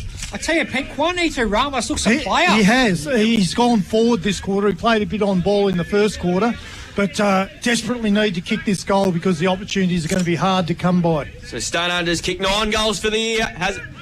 Make that 10. The Bombers are on the board. It's also a goal of the day contender. It's also a Premium Group Painting Play of the Day contender as well. A West Vic Sheds and Garages Goal of the Day. She wasn't that great bit of play there. It all started on the half-back flank. 2 kicks inside 50 and they score 1 straight. Dolphins are 1-2-8 and the goal just sort of settled things down for Irrewarra Beeac, Pete. They needed it. Quick ball movement, and that's really their first inside 50 real opportunity that they've been able to kick a goal, but the kick for goal, I don't think it was that high. What wasn't there a ruckman on the line? Yeah, if Lorne had a ruckman standing on the line, I think he could have touched that. Absolutely. Doesn't matter how they go through. As they go through. That's it. Back in the middle now, so promising start to the Bombers. Fox, though, for Lorne, bangs the ball forward for the Dolphins. Good mark at half back. McDonald again, he's been busy. So Brycey McDonald looking the goods early. Playing on the outer side wing. Early stages of this quarter, they're going to bring it to the grandstand side. Blake Middleton's got the seat. Magalangi's there as well. Stannard, the goal kicker, Lurkin. Kerno's there. It's going to go out of bounds. And a boundary throw in right in front of Pete Mulherron on his swivel chair. And it'll be a boundary throw in right in front of the great man. Future president of Richmond, Pete. Oh, hello. Pockets aren't deep enough for that, boys. You got a lot too much on your hands, bit more rain, you might change that one. Hughes in the ruck wins the tap out. Turning with the footy. Curnow tries to pick it up. The Bull gathers the footy, so Thornton kicks Irrewarra back inside the forward 50. Kicked off the ground there by Adams. Here's a chance now again. Adams again with the footy. High up and under one. Big pack around this one, just on the 50. Curnow's lurking. Chance now again, stolen. Swain's got the footy. He's tackled in the ground. And there'll be another ball up on the forward 50 for Irrewarra back. They're pressing. Good, promising start to this quarter. Just need to keep prodding away at the scoreboard and see what happens in this quarter. Umpire throws it back up. Hughes wins the tap out. Flanagan puts a tackle on Coots, but he was able to kick the ball 30 metres, turning off the ground. Oh. Here's a chance again. Should have been a free kick. Yep, he's going to get it. And it's going to be a free kick, goes the way to the Bombers. Good battle with Ramos and Alex Adams there. Stonehouse bangs the ball forward for the Bombers inside the forward 50. No one can take the mark, but there's a free kick. Yeah, a bit lucky there, I reckon. Free kick goes to O'Brien, Henderson, and defensive 50 for Lorne. So that's 3 free kicks the Bombers are giving away inside their forward 50. Got to watch it, Maxie. Yeah, in this quarter. Could have been scores. Just been a bit loose. Mangalini with the footy. He's going to go backwards. Finds a teammate in Curnow, so Eduardo kicks out of defensive 50 on the outer side. They're using the outer side wing now. Big kick, looking for a teammate there. Fox couldn't take the mark. Overruns Frampton. Oh. Here's a chance again now for the Bombers. There'll be another ball up between centre-win and half-forward, favouring Lorne's ground slightly. So better ball movement by both sides in this quarter. We couldn't really move it at about a metre in that first term. That rain sort of stopped. But the mud still remains. Umpire throws it back out. Robinson wins the tap out. Thornton's there as well. Bright, that's Jackson. Bangs it inside the forward 50 off the ground. Costello is there. So's McCartan. Hand pass. Sort of try to create something here. Here's a chance now again through the Bombers. Couldn't read his number because he was full of mud. Here's Hutchinson or Thornton. Thornton's going to be pinholed the footy. You can't do that, Dean. That's my man. He had to go. Come on, he's just a boy. The free kicks to Oscar Coots, another one of my favourites, he's going to relish these conditions. He's just in the 50. Looks like he might have a crack. Winds up. He kicks an ugly one. Goes right to the last line. Hutchison keeps it alive. Big kick's going to go straight to Jackson Bright. Umpire says touch. Bright bangs it back inside the forward 50. It's gone through for a rush behind. And the Bombers, so Lorne, a 1-3-9. That's 2 rush behinds for them. Irrewarra back 1-3-6. We had some hot jam donuts to leave it. Get around them. Oh, really? 9 play 6. We've gone 6.5. So a bit of relief there for Irrewarra Beeac to concede a point and get an opportunity to move the ball up the ground now. McDonald brings the ball back into play there. Balderas around it there. Thornton couldn't quite take it. He rose back and after it again. Hacked forward again by Hughes towards the 50. Balderas hacked it forward as well. Far tackles someone to the turn. In fact, it was Ramos. Ball pin will get a ball up. So definitely a better start to this quarter for Irrewarra Beeac. Both the goals have come at the left of screen on the stream. Irrewarra Beeac have emptied out their 50. There's not a player this side of the centre. Curnow did brilliantly there. He took one on too many. That should be holding the ball. Well done by the big fella in Robinson. Well played by the big guy. Playing his handful of senior games already. Looks a really likely type. He's kicked though. Looking for Middleton there. Couldn't quite get there on the full. It's spilled over to the boundary and it's gone over. Boundary throw in here. 1-3 plays 1 straight. Just try that, Pete. Nice afternoon unfolding. Yeah, it has. It hasn't dried up the mud, though. My hands are still freezing. Boundary throw in. Robertson doing the ruck work. Hughes pushes it away and he won the hit out. McDonald's been very, very good. He just hacks it around the corner up towards the wing position. Swain attacked it nicely. Just hacked the kick over the top there. Stannard's got front position there on Adams. Ball awaits Carbony, but there's a free kick. Umpire Tamlin has spotted something 60 metres away and it was going to go to Stannard. So another good opportunity for the Bombers to go inside 50. Numbers stream back. So the Bombers all of a sudden just got their tails up a bit at the moment here. It just needs some more reward. Patches jerk forward as well. He's 70 metres out. And he's going to launch it to about 30 out. Work the numbers here. Pat's coming in from second. Couldn't quite take the mark. Tierney's there as well. Goes back in and after it again. He's tackled to the turf heavily. And we're going to get a ball up here. Good response here from the Bombers to start this second term. They're deep in near inside 50 here. With about 22 players surrounding the footy, this stoppage here. Ball thrown up. Robertson. Bit of a 50-50 there. Swain tackled immediately by Balderas, and we'll get another stoppage. So now we've got the reverse, so Lorne haven't got a player past their centre. So now, Doug Evans gets us on the way again. One down by Hughes. Ryan, hacked down to there, goes towards the centre of the ground. Bit of holding going on. Well play, Costello. Class half a centre mark of the day contender. And he quickly wants to go on with it here. Goes towards the wing, looking for Paddy Bright. Marks on the second attempt. Irrewarra back player thought he touched it on the way through, but umpire wanted none of it. He's kicked a half forward there. Coots overran the footy. Bright's kick was smothered on that occasion by Frampton. He trapped it inside that contest, and we're going to ball up about 60 metres around from the Lorne goal. There, 139. Irrewarra back a 1-6. Pizasic, the goal kicker for the Dolphins. Stannard, the only goal kicker so far for the Bombers. 9.5 gone in this second quarter. Dunn was there. Here's a chance now for Blake Middleton. Turney, though, gathers the football. Couldn't turn too quick enough. Kick, though, was a high. Stopped in the mud. Got the hand pass over the top. That's got to be a high free kick. Yeah, on the other side was blindsided. Yeah. I'll tell you what, though. There was a umpire that I want to send to the AFL to fix things up. He's my man, Dean Tevlin. You think 4 umpires is too many? You put DH in there, you would only go back to 1 because he loves controlling the whole game. He's a stoic umpire. We love him. And he does a great job. And it's a free kick goes away to Coots. So Oscar Coots winds up, puts it into the hot spot here. No one can take the mark. Left forward pocket. Patches there for the Bombers. It's a hot football in the left forward pocket. And we another ball up. Bryce McDonald's game in his first half. He's been solid, outstanding. Yeah, he's kept the Bombers in this game. 9 kicks on the Stevcom stat sheet for Bryce. There you go. Ball up about 20 metres out from the Dolphins goal. They lead by 3. 1-3-9, 1-6 in the second quarter. As Hutchison bangs the ball out of that hot spot here. Trying to pick it up was McDonald, overruns it. Patches there as well. Picked up there by Paddy Bright. Here's Jackson Bright. Kick was smothered. Well, this might be no. Kick was smothered again by it was Fletcher. Still a chance here. Another ball it up. Cue the Benny Hill music, boys. No, it's not Benny Hill. It's just tough football. Conditions. You just can't. There's no real mistakes, is there? They just can't grab the ball. Can't escape the labyrinth at the moment. Kicked off the ground by the Bombers. Here's a chance for Curnow. He's going to get the football from Hetherington this way, that way. Curnow delivers inside the forward 50. It's a brilliant kick. And he finds a teammate lace out on the chest. And I think it's Harrison Taylor that's got the ball. BT's boy. And he'll have a shot for goal in the left forward pocket, Harry Taylor.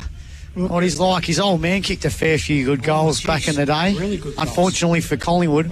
And Richmond. I was getting there. But Harrison Taylor now. This be a big shot here. I feel like the Bombers have been pretty good this quarter. Tough kick on a day like this. It is a tough kick. About 30 metres out from goal. His kick. Magnificent. It's a beautiful shot for goal. And, yep, it is all clear. It's a goal of the day contender. A Westvic Sheds and Garages goal of the day. So Harrison Taylor, son of a gun, kicks Lorne's second. They go to 2-3-15 on the Greg Allen Farm Machinery scoreboard. Irrewarra Beeac a 1-6. We've gone 12 minutes in this second quarter on this very cold, wintry day here at Wowie Recreation Reserve. Handy goal there for Lorne.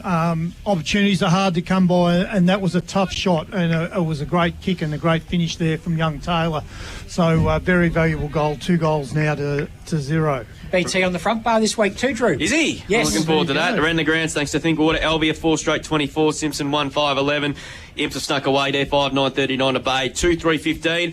Things are tighten up at the Willoughby, south of 2-7-19, Eagles 2-2-14. And we have just got a score update from Gellibrand. It's Otway 1 straight 6, leading Irrewarra 4 points. And I just got word that Holly Grail was at number 50 in the Triple J hottest 100 Australian songs. Are doing that today, Pete. Oh, 50. What a disgrace. It is a disgrace. It's a young people's generation voting for that. Ball up there, of course. It's public voting for you. Can't trust it sometimes, can you? Ball being knocked down by Balder as he's gone into the ruck. Centre half forward it goes now for the Dolphins. They're all just stopping around, and that's what they're doing here. It's pretty hard to stop with momentum on a day like this. Umpire's paid a free kick, and it's going to go to Stonehouse. He's been solid. His kick out wide. Looking for a teammate there. Having run it was far. Dozing after it again. He's tackled by Curnow, and we'll get another ball up on the edge of the centre square. So hard to move the ball quickly, isn't it, when you can't get it one grab, it's so slippery. And you can't play in all games style, can you? No. Umpire's paid a free kick, and it's going to go against Balderas, and it'll go to Robertson, who's competed well. What's the free kick count, AJ? 11-2 Irrewarra. Come back to it. He's given a hand pass to Win, or I'm not sure really why, but he was dealt with after he got rid of the ball. And there's a bit going on as well. Understandably so. So 12 Irrewarra. Yeah, so we'll come back to that. There's a mark being taken. There's the bit going on. A Smart's taking the mark as the wrestle continues. It's sort of a mud Barbara Ryan would be of election day 1974, according to one Peter G back in the day. Back by Middleton on the outer side for Lorne. Gives it off by O'Brien Henderson. He hacks the kick long towards left half forward. McDonald gets back. Quality created a contest. And we're going to get a boundary throw in there as well. Left half forward. That was just silly what he did there. The ball had gone and he got rid of him late. So pretty stupid there. Third time lucky, AJ. Stevcom stats. Irrewarra Beeac 12 free kicks, Lorne 10. Yeah, so 22. Got to earn your free kicks today, that's for sure. The boys forget the broadcast games on video too. Yeah, well done, Pete. You've said, I think everyone's no error of that for sure. Robinson wins the tap down. Decisively. 15 metres. Middleton there for Lorne underneath it. Thornton was dropping in the back and he won himself a free kick. One of my, actually a movie I didn't put in the top 5 was Semi-Pro, and I just love that scene where they like cut to commercials because of the broadcast game, and then once they cut to commercials they had an all-in brawl. When the game came back out, the brawl stopped. Flanagan kicks long up towards the wing position, was rolled, punched away by Adams. Middleton hacks the kick, Pazastic I should say, kicked up towards left half forward. Taylor caught, should be holding the footy, and the umpire said, you can have a free kick. 23rd free kick of the day. 24, cheapers. A lot of them have been there though, so a lot of them aren't really complaining too much. As Dunn thumps it long. Created a contest there. It's been punched over the line by far. We'll get a toss back in, smack bang on centre wing. I'm not complaining. I'm just saying it's an amazing amount. It's a high number, but there has been there. Right, they've been there. Yeah. Stevcom stats 14 free kicks Irrewarra Beeac 10 Lorne. Thank you, AJ. Thanks to Stevcom, of course. So boundary throw in. And Louis Holm was still clean. So Sean Smart. Peter Riccardi of the league. Boundary throw in. One down by Balderas. He got in front. Kicked off the ground that time by Enor.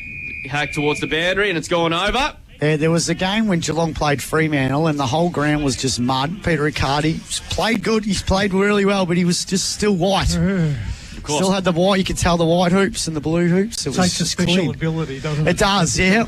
You sort of wonder how that happens. Boundary throw in. Bet both ruckman in the end. Spot on. Ball spilled out to Thornton. He's tackled immediately. In fact, Flanagan. He's tackled immediately. He'll get a ball up. I have kids at home and they get dressed and they walk to the next room and they're covered in dirt. Oh, no. So I don't know how that even happens. One down by Balderas again.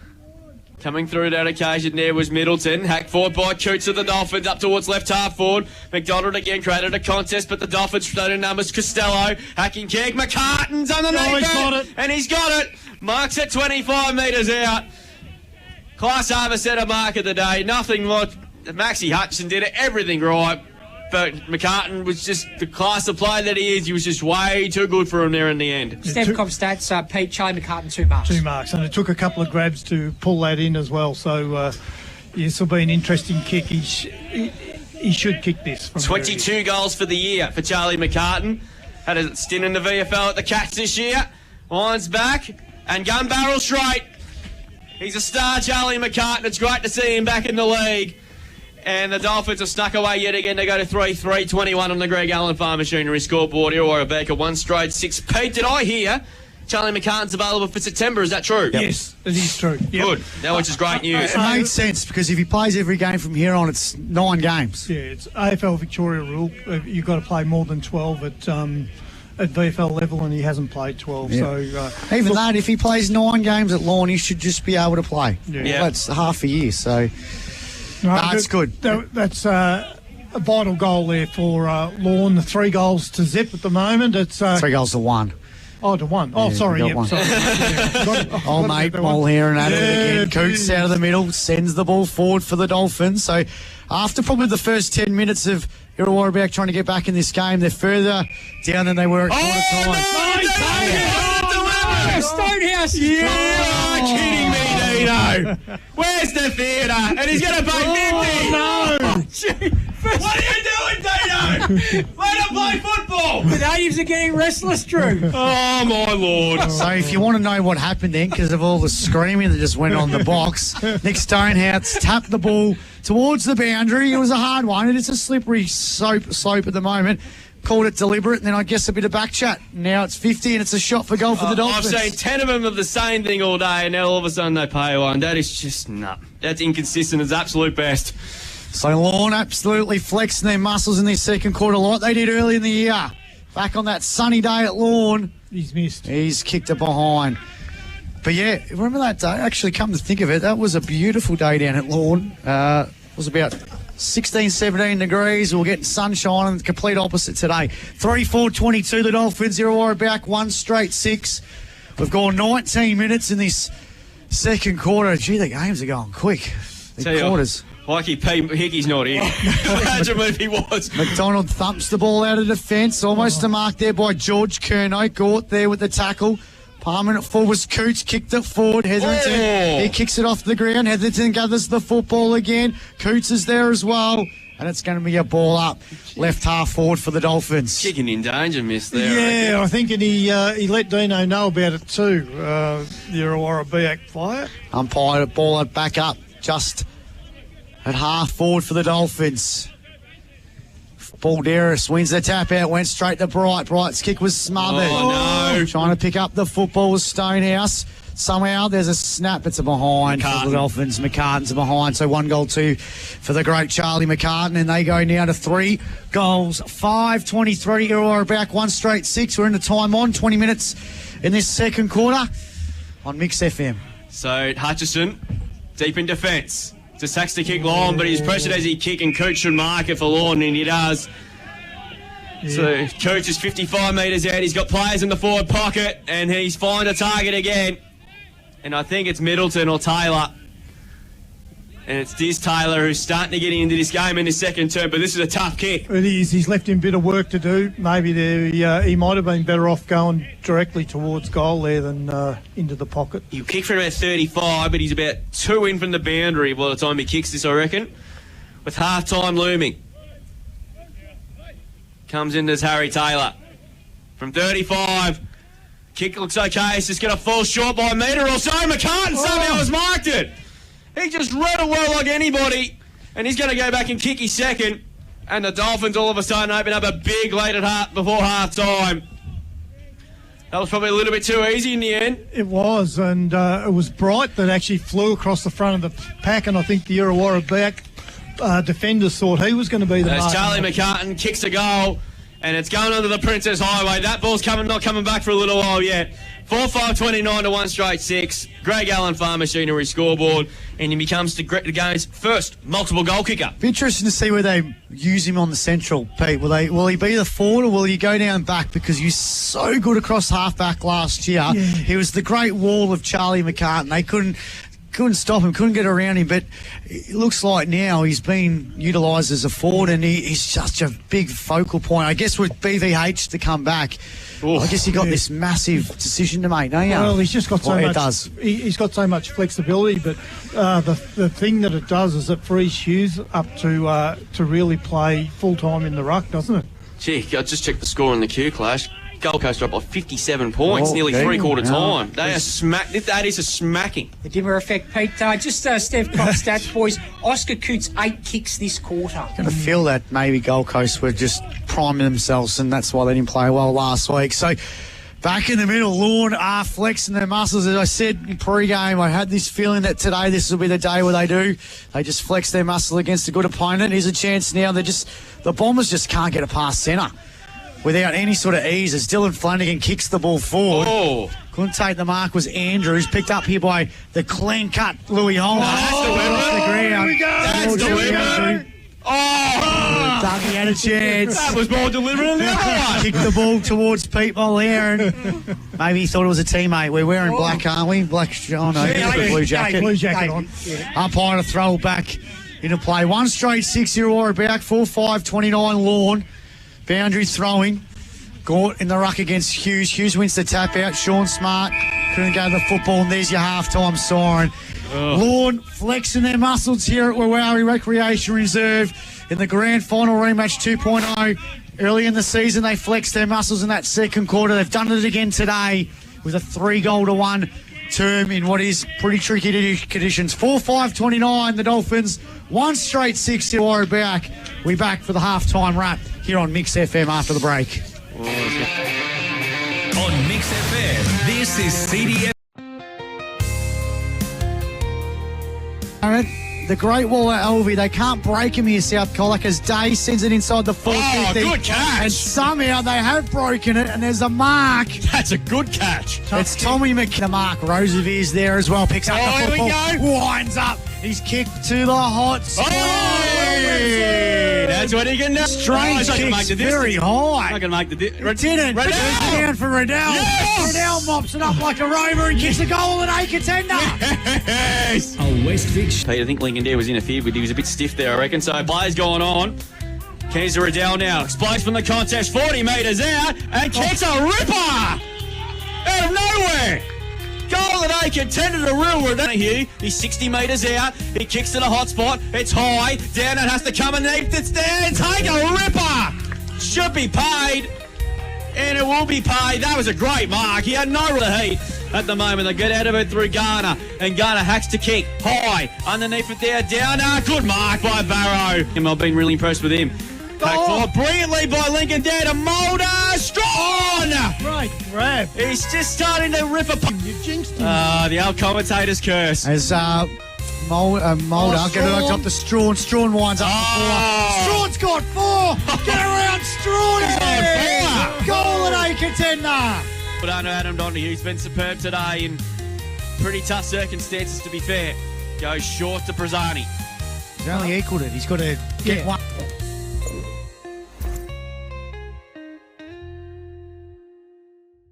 Think Water Colac delivers water solutions, serving the southwest for over 25 years. Irrigation and filtration systems to pumps and rainwater tanks, and your local experts in solar pump systems. Think Water Colac, they do water well. At Sports Power Colac, we're strong supporters of local footy and netball. We've got everything you need for the season. The most popular shoes, boots, socks, shorts, compression gear, balls and more. This football and netball season, see us at Sports Power Colac, your local experts.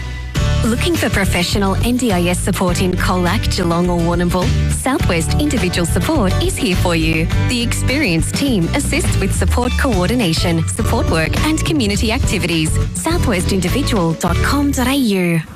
Mowers are in stock and available now from Mark Benton Farm Machinery Repairs Simpson, your authorised Ferris and Victor dealer. Ferris and Victor zero-turn mowers offer a smoother ride, delivered by 2 or 4-wheel independent suspension, together with a steel fabricated deck. Both brands are quality built and made in the USA. They also carry a range of belts and blades for other mower brands and stock a large range of 4-ply and 6-ply ATV and side-by-side tyres. Mark Benton Farm Machinery, 580 Sunday Ridge Road, Simpson. Timboon Motors are now Mahindra dealers. Mahindra have a great range of sport utility vehicles engineered for adventure with a 7-year warranty and roadside assist on most models. Mahindra, rugged, reliable and excellent value. Test drive today at Timboon Motors, LMCT 2032. Looking for building materials? Look to E&RA Parlour Home Hardware of Simpson. Find a huge range of timber, roofing, plumbing and electrical lines. Delivering to Compton, Timboon, Princetown and Port Campbell. Parlour's Home Hardware, Barrelmore Street, Simpson. Hi, it's Claire from Blue Water. It's here. The all-new Blue Water Gym is open and ready for you, and it's better than ever. Be among the first in Australia to try the new Matrix Upper Body Cycle. Push yourself on our Assault Runner or check out the brand new Reformer Pilates space with 10 beds. Come in, check out the gear and feel the energy of Colac's ultimate fitness space. The all-new Blue Water Gym, reimagined, refreshed and ready for you.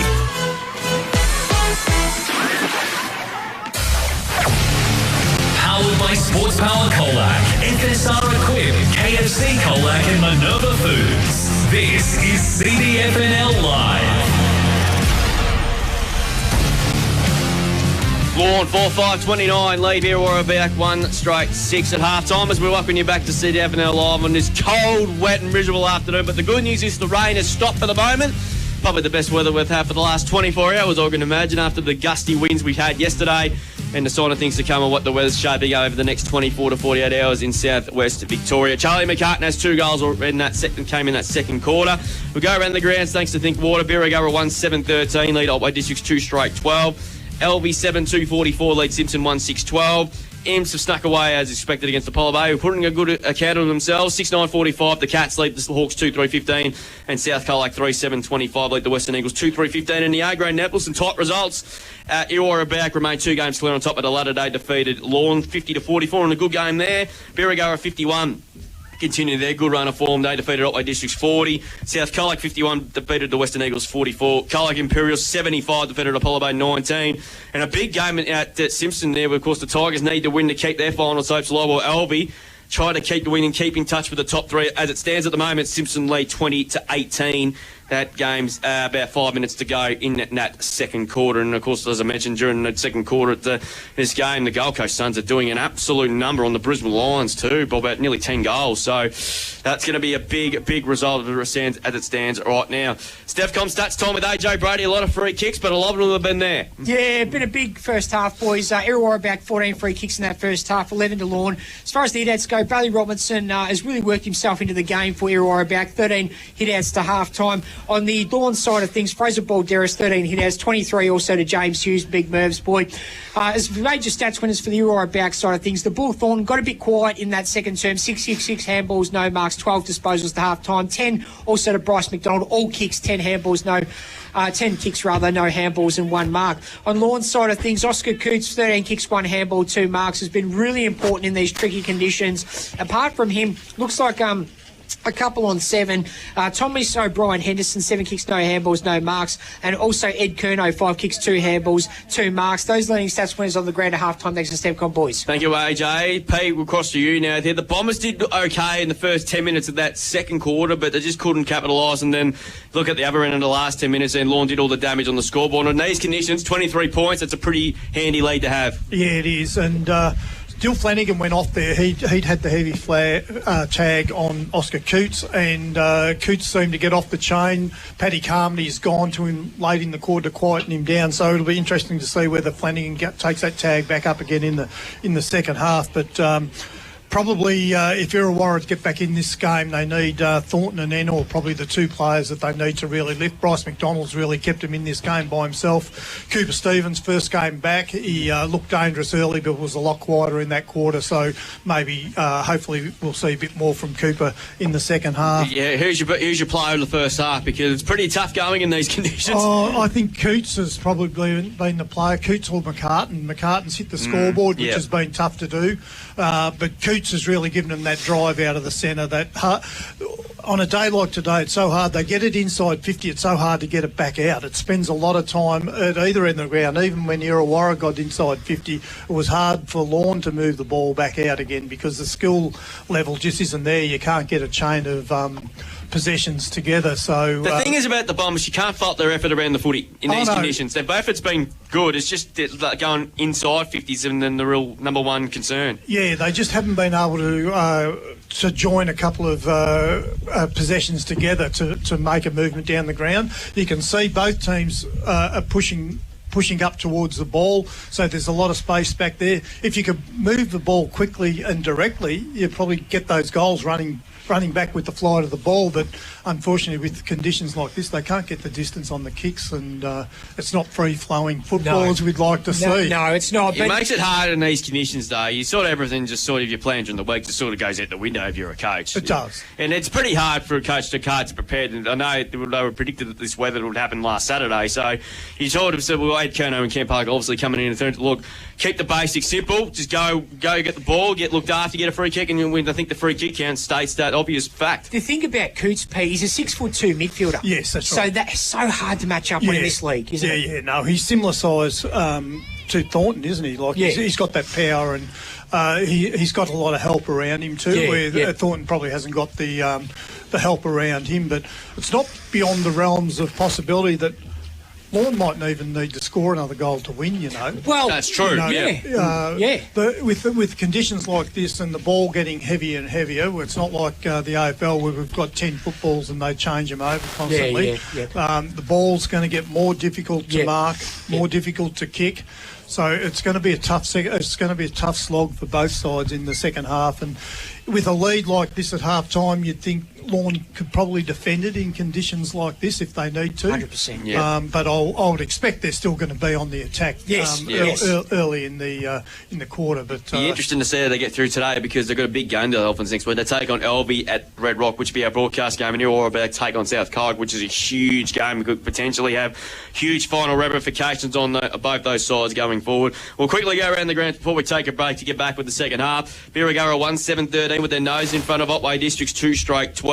Elvie have kicked away against Simpson at 8-250. That's good kicking in these conditions. Very to good. 1-6-12. Colac Imperial's up by 30 points over Apollo Bay at half time. They're 6-9-45. Put their foot on the accelerator, haven't they? Which they kind of had to in the end after not going through the first quarter without kicking a goal. In South Colac, 3-7-25, lead the Western Eagles 2-3-15. In the GFL, the Central Reserve between Colac and St Joseph's there as well. Colac have kicked the last two, and now all of a sudden found themselves in front. 3-3-21 to 2-3-15. Of course, the finals venues have been announced for that. The first 3 weeks of the finals will be at the West Oval, and then in the grand final on the public holiday Friday will be at GMHBA Stadium there as well. The Alex Sider scored Newtown and Chibble 13-11 to Grovedale 1 point. Ooh. That is a drubbing there. Leopold up by a point. St Albans up by 33 against North Shore. South Barn by 21 against Bell Park, and St Mary's up by 61 against Lara. And a couple of close games in the Hampden League as well. We'll take a break, back with the second half. On the other side of this is the Bombers and reappear. Can they work their way themselves back into it? We're back with more to find out. On Mix FM, this is CDFNL Live. Discover a smarter, faster, greener way to build with Echidna Built, a new standard in modular construction. Eco-friendly, high-quality modular buildings, tailored solutions for modern living and working. Perfect for expanding your home or growing your business. Design options range from 1 and 2 bedroom second dwellings or 2, 3 and 4 bedroom homes. Crafted with meticulous detail, every module blends modern aesthetics with sustainable practices. echidnabuilt.com.au, part of the CMTP Group. Bobcat. That's a name worth roaring about.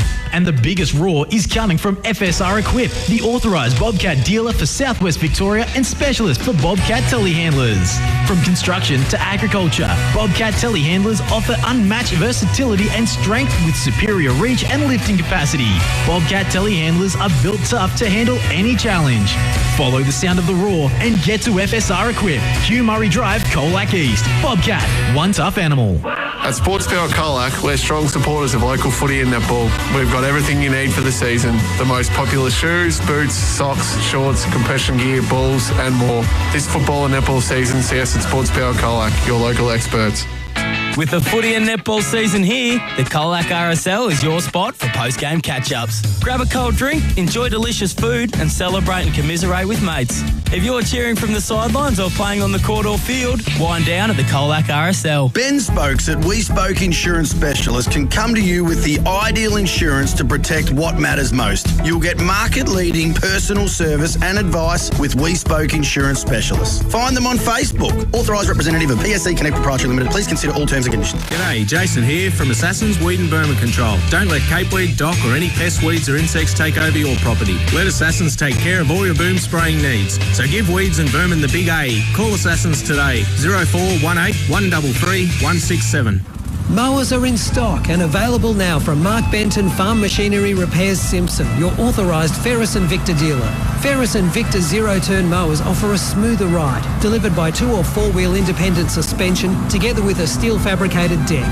Both brands are quality built and made in the USA. They also carry a range of belts and blades for other mower brands and stock a large range of 4-ply and 6-ply ATV and side-by-side tyres. Mark Benton Farm Machinery, 580 Sunday Ridge Road, Simpson. Maya's phone is at 1%, but she's not stressed. Because she has 6 KFC tenders for $6.95. Right. Priorities. 6 for $6.95 tenders. KFC, FLG. Not everywhere and not forever. Pick up only. Step inside Victoria's most intact 19th century prison, Geelong Jail. Built in 1853, it housed notorious inmates like Bushranger Frank McCallum and Mark Chopper Reid. Explore chilling execution sites, authentic prison cells and tales of daring escapes. Walk in the footsteps of Australia's criminal past, daily from 12 till 5. Dare to uncover the secrets within? Visit geelongjail.com.au to plan your journey into the shadows. Supporting everyone to be their best selves. CODA. For the past 45 years, CODA has helped people with disabilities to live better lives. Find out what CODA can do for you. Inclusive opportunities for all. CODA.org.au. Powered by Sports Power Colac, FSR Equip, KFC Colac and Minerva Foods. This is CDFNL Live. Yeah, welcome back here to Wowlery Recreation Reserve. Round 14 of the CDFNL. Lorne flexing their muscles in that first half. In what has been a rainy, wet game of football, but rain, I reckon, has stopped. It's rained out. Yeah, it looks like it has at the moment. It's really still doesn't even look like rain at the moment. No wind, but the mud has still remained. 4-5-29 the Dolphins. Irrewarra Beeac. 1 straight 6. Sir Charlie McCartan with a couple of goals for the Dolphins. Jacob Stannard, the only goal kicker for the Bombers, but they look like they're one down on the bench. Yeah. Pete Mulheren. Did you say Flanagan went off? Well, Flanagan did go off, but I thought he'd come back on late. Yeah, Flanagan's back out there. He's back out there. Is it Cooper Stevens? Well, he hasn't done much, has he, today? So you might be right.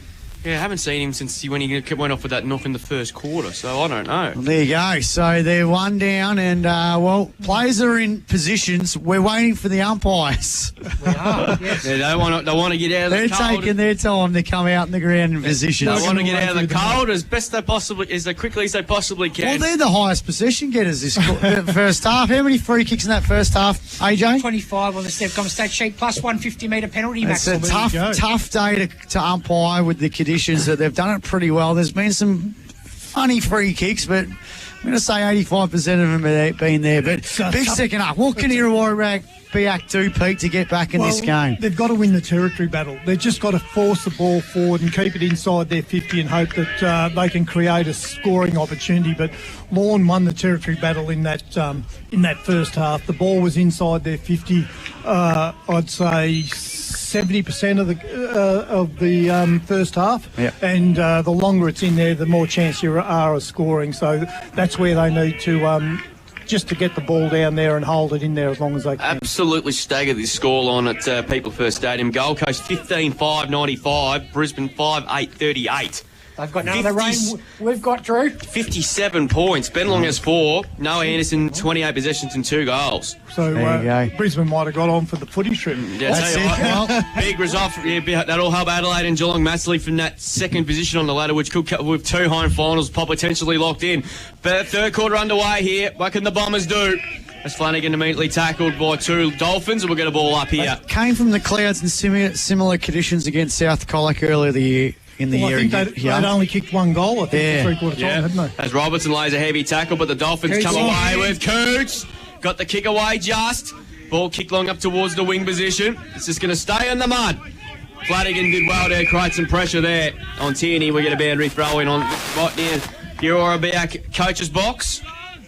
Cam Parker, of course, with a handful of games to go before he steps down at the end of the year. What a job he's done. Taking him from a wooden spoon to 2 grand finals and a prelim in the last few years as well. And potentially, who knows what could the Bombers do in September as Dunn's quick kick went straight into the arms of Fletcher. He's been good too. He's on the half back. Good kick. Kurt Fox underneath. He got mitts to it. Couldn't quite bring down the mark. He grabs it there. Ooh. Got one very high. Umpire didn't see it. And he's going to be paid hole in the footy. Wow. See, that's a bit unlucky. That is very unlucky. It was a bit unlucky. Yeah. But the umpire had the opposite view that we did. So Carmody got the kick. It's high. That'll bring more rain. Stato has to come and compete. He did well. Well done by Middleton. Attack to the footy at pace. Fletcher was pushed out of the road. Swain gave it to Ramos, who looks a likely top. His kick inside 50's not a great one. Under pressure. O'Brien Henderson snaps it. Couldn't quite take the mark. The ball's just stuck in the mud glue at the moment. And we're going to get a ball up there. So the Bombers certainly bringing some intensity in the start of the second half. They need some reward, though. They need to kick at least the first two to get themselves without conceding, you would imagine. Flanagan. He's tackled straight away by Fox. And we're going to do it all over again. So Projestek still got the task on Mitchy Thornton, doing a good job at the moment. He is. We'll get Mitch Thornton's stats again thanks to Stevcom in a moment. As Carmody dragged off the football. Should have got a free kick. Umpire said no. Bullpen will get a ball. What's his stats, AJ, thanks to Stevcom? Yeah, just thanks to Stevcom, as you mentioned, Drew. 6 kicks, 7 handballs, no marks, 13 disposals on the Stevcom stat sheet. And Pazastek? Come back to it. Robertson, he's been good. Wins the tap down. Here's Fox. Just grabbed it and kicked it as far as he can to the centre wing position there. Ball off the chest on that occasion of Manganelli. Fox hacks it forward off the ground. Clean bowled Curnow. Comes out to Bazastek again. He's good kick up towards half forward. Punched away from Bright there by McDonald. He's got time to tick up Jack O'Brien. To Coates. 45 out. His kick there looking for McCartan. Just couldn't quite trap it cleanly. While Rowe got shoved out of it by Hutchison. He just grabs it and kicks it high. Through the contest there was Curnow. Coming through Coots again. Hands to Jack O'Brien. Snapping around the corner. It's 3 against 1 in Bombers' favour. And they went out as McDonald's marked it. He's going to chip it to the back pocket. Finds Hutchison and the Bombers will clear. Yeah, Hutchie sends the ball down to the guts of Irrewarra Recreation Reserve. No one's there. Picked up there by Adams. Hand pass wasn't a great one. Stacks on this one on the outer side win, and it's going to be a ball up. Dougie was like a seagull on a hot chip at the MCG. Just quickly, Drew, Corey Brazastic, 5 kicks, 1 handballs, 2 marks on the Stevcom stat. And a goal to boot as well. Yeah, great goals. Round the ground, thanks to Thinkwater, Western Eagles 3-3-21, South Colac 4-8-32. So tightening up there at Irrewarra as the Dolphins go forward. Paddy Bright's lurking, puts in a bit of a tackle there. And it's going to be a ball up between centre wing and half forward, favouring the Dolphins. Forward half of the ground, they lead 29-6 in this ball game. 4-5-29, 1 straight 6. Charlie McCartan with 2 goals for the Dolphins. Hutchinson trying to gather the football out of this stoppage. Good tackle there by Fox. Hasn't he become a good little player, Cole Fox? Yeah, he's very consistent, isn't he? Yeah. It was really good in the interleague game, and you know his one little famous moment didn't come from him. Came from our mate AJ Brody last year. They nearly finished CDFNL live for good. It's a free kick going to Hughes, by the way. Yeah, Hughes in the ruck. Thanks for throwing me under the bus. I was just describing what happened in the past for AJ. Nothing wrong with that. Can't help it. Yeah, getting the McCartan deep. He's got Hutchison in a bit of a mismatch. So Merv's boy. What can he do? He's going to roast the ball inside the forward 50 for the Dolphins. Oh, Brighty. Flew high, Bright, donged him on the head, that ball.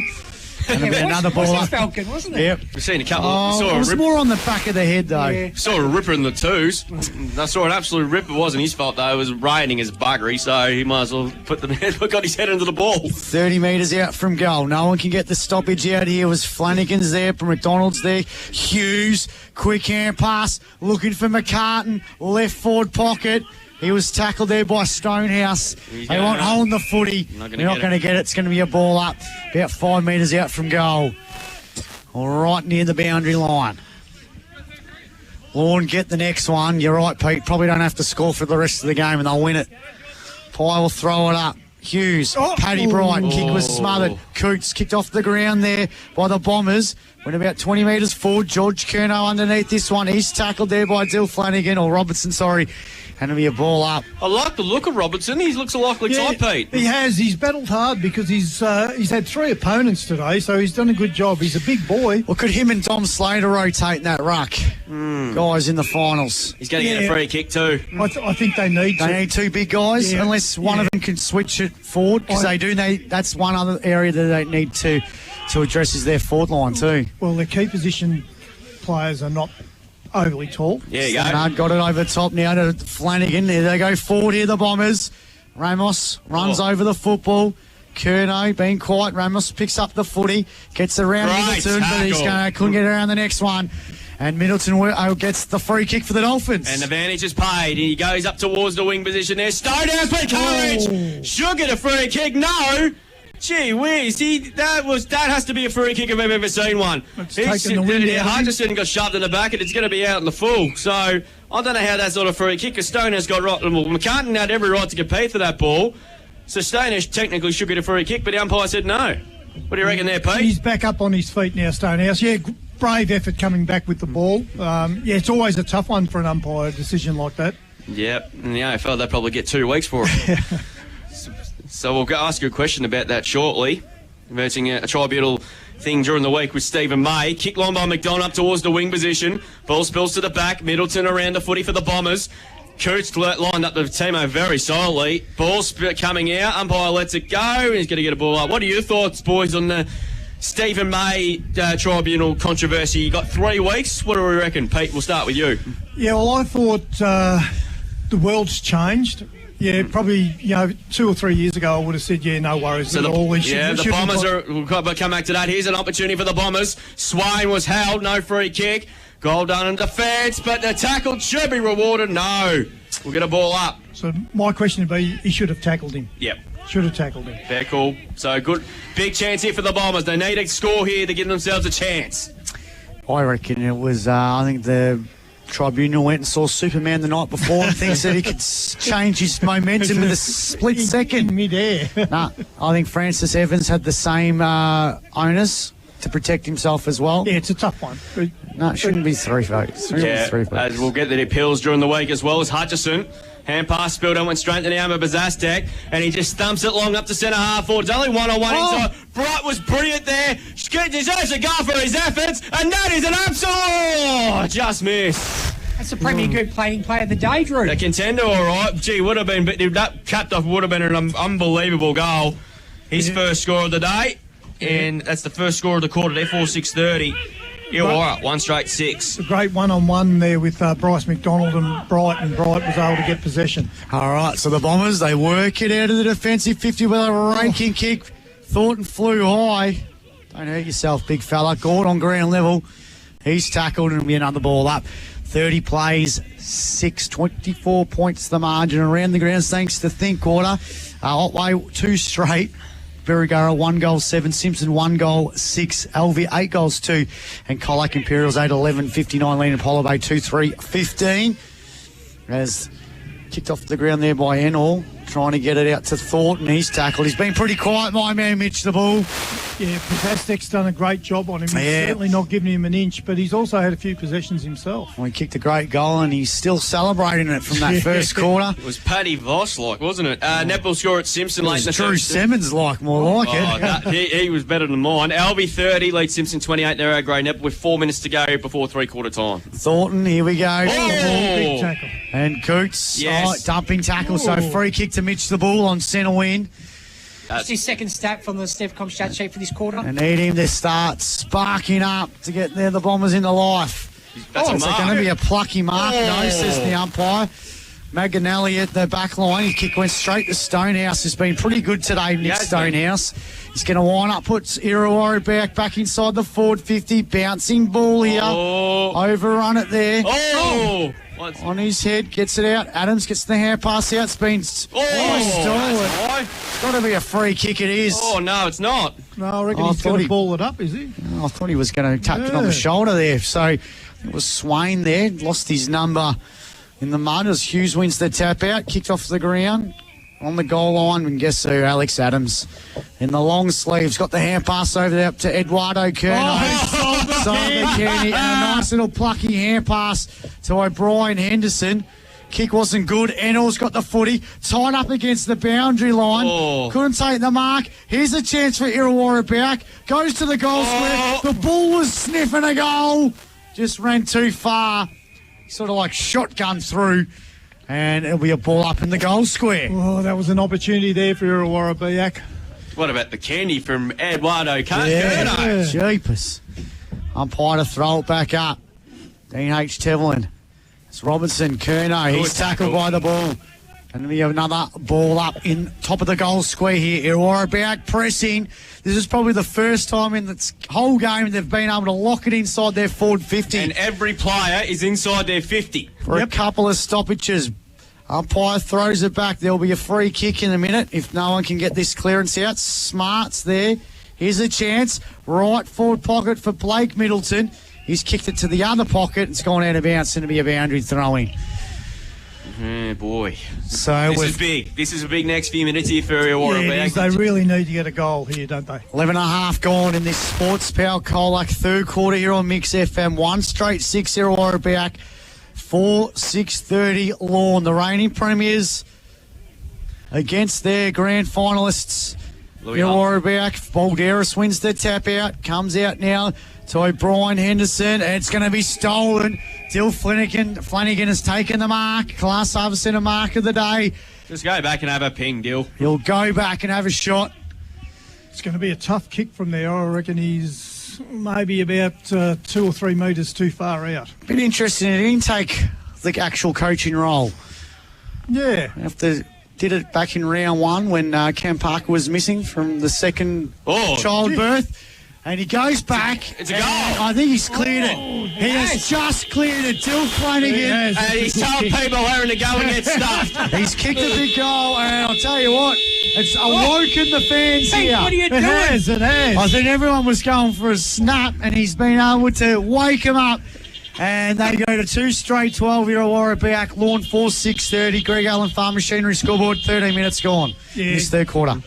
Great kick there from Dill. They really needed that goal, Irrewarra Beeac. It's keeps them in the game at the moment. It's 2 goals to 4 goals now. So the car horns go off. Oh, they're up in the bed here at Bomberland, that's for sure. It's only the second time they got to blow them today. Well, it's pretty hard on a day like this, Pete. It is.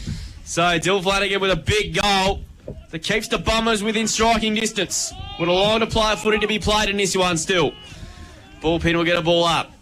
It's 4 goals to 2, but it's been pretty tough conditions. It's been pretty hard to earn your goals today. Robertson's been good. Wants to tap down.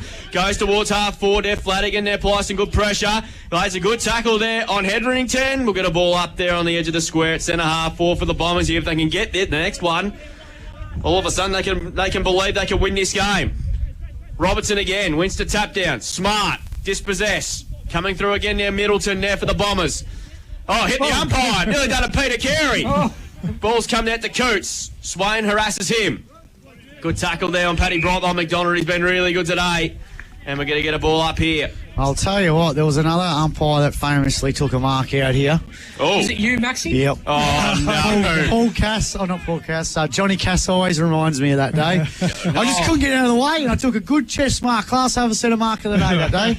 Yep, so ball's spilled out again towards the centre wing position. McDonald's been very good. Oh, he had a time and turned it too long. Kicked forward again by Ramos, he looks a likely type. Ball's gone to the wing. O'Brien Henderson got one high, I think. Yes, he did. Get himself a free kick. The locals are up and about now. Great one-handed pickup there by Ramos, wasn't it? Yeah. So the locals are a lot here. They could just sense something at the moment here. If they can kick the next goal without conceding, they genuinely believe they can win this game. Taylor caught one right around the ear there. But it was there, though. Taylor Frampton there probably had every right to go for that ball, and he just apologises to Taylor. So he's got the ball in the wing position here. Been good today. Kicked the goal as well. Centre wing. Ball kicked long up towards half forward. Flanagan underneath it there. McCartan spoil bright. They spoil each other. Smart. Hacks it on the forward. Is it out in the full? No. Umpire said no, it's not. We're going to boundary throw in.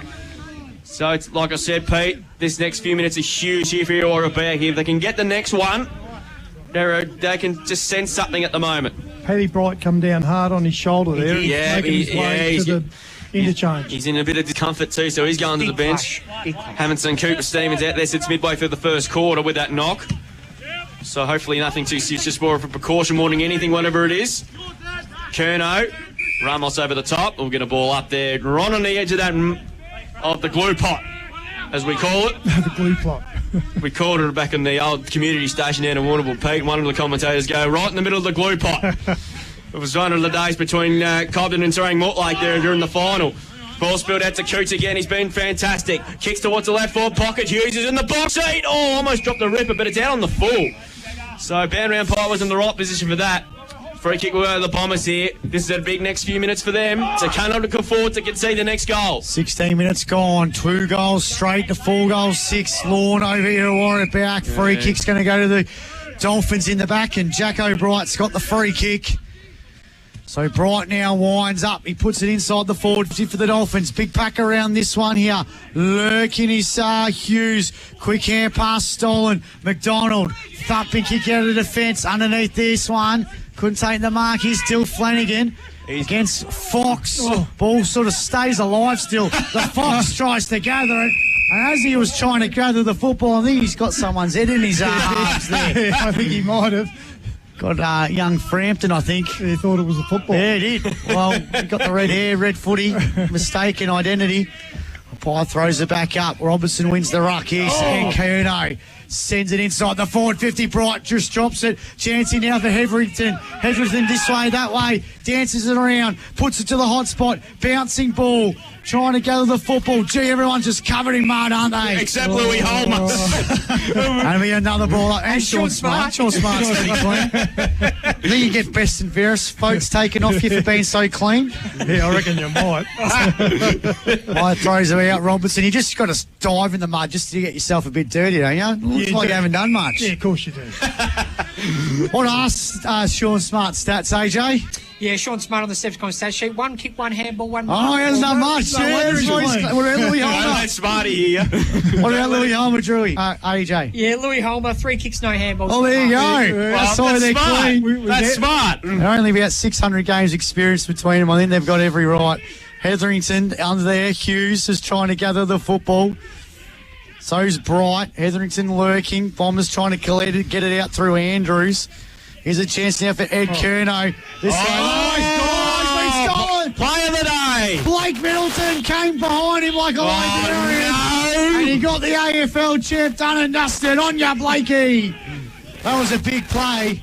He's got the barrel. And he does. He's got onto it. sensible. Oh, Holmer. And then Holmer takes a good class over centre mark of the day. Good work by the big fella. And Louis Holmer sends the ball to centre half forward. Bigger. Oh, yes, please. The one head slips catch. Mark of the day contender there. Got it to head Curnow. Thumping kick inside the floor. Oh, And Sir Charlie McCartan takes a big mark. That's play of the day. What a play there by the Dolphins. That is play of the day. Down the plays of the year. Down the guts of Wowie Recreation Reserve. And, boy, that was... Hetherington. Hetherington. Yes. Only a little fella, but he just nudged. He's got his third. And Charlie McCartan goes whooshka, got his third. And the Dolphins now go to 5-6-36 on the Greg Allen Farm Machinery scoreboard. The Bombers 2 straight 12. Greg Allen Farm Machinery scoreboard, 19 minutes gone. Hetherington was able to just manoeuvre Mitchy Thornton out of the way. So, Leah back in the studio. That is our mark of the day. Tyler Hetherington, and that is our play of the day. Yeah, she's already marked it down, I would have thought. Good. And quick thinking there from Ed Curnow. Went past for the handball and absolutely those quick entries inside forward. Check out this for a score, boys. Otway District's 2 straight 12. Birregurra 1 goal 11-17. All ones in there pretty much. Oh dear. So ball thrown up back in the middle here. So the Dolphins get a very important goal because the Bombers were coming at them, but the Dolphins said, "Nah, we mean business here this afternoon." As Curnow has the footy now at half forward. Hand pass is clean. To Abrington, it took an absolute slips catch a moment ago. To Tierney. He gets a hand pass away. Costello was given one in the back. Umpire said no. Coots got really silently. Play on to call. Oh, heavy tackle, high tackle. We'll go to Jacko Bright. He's got numbers on in the corridor. He decides to get... But guess who? Charlie McCartan should get a free kick. Oh, play on. No free kick according to the umpire. Ball pin will get a ball up. Bit unlucky there, Charlie McCartan. He says to Doug Evans, "Come on, mate, give me something," and we'll get a ball up. He's already up 3 this afternoon. It's in a low-scoring game. It's a pretty good effort. Ball thrown up. One down by Hughes again. Hacked out of the pack by Bright. He's just missing. One behind. He's kicked 1 goal 2 so far this afternoon. He's kicked 2 behinds, I should say, Jackson Bright. Both come in this quarter. They go to 5 goals 6 to 2 straight. as Bryce McDonald's been very good today. Just sends it long. Up towards the wing position there. Heavy contest there as well. Spills free to Bazastek. Bazastek's kick long. Where are the numbers here? Where's McCartan? He's around this contest somewhere. McDonald there. He's got shoved in the back. He should get a free kick against Heverington, and he will. He's probably been their best player today, Bryce McDonald. Yeah, hands down, he's been their best player. 15 kicks, 1 handball, 2 marks. Stepcom stats. Of course, he'll be taking the reins along with Cooper Stevens next year. Obviously, with Cam Parker-Scott, a handful of games to go. As he kicked right in front of the broadcast vision, Holm has to come in. Was shoved in the back, and poor Tommy Friend landed on him. And there is 3/4 time. So, a pretty even quarter. It was 1 goal apiece.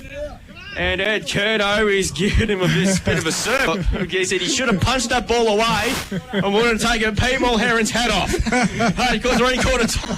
It's Lorne 5-6-36. Hey, you got a good head. I was thinking Holman was a bit stiff not to get a free kick there. You should have got a free kick, you're right. Ed didn't think so. Irrewarra Beeac 2 straight 12. Back with the KC Cup. 6 original tenders now for $6.95 for a limited time only. Back with that after this with Lorne leading by 24 points.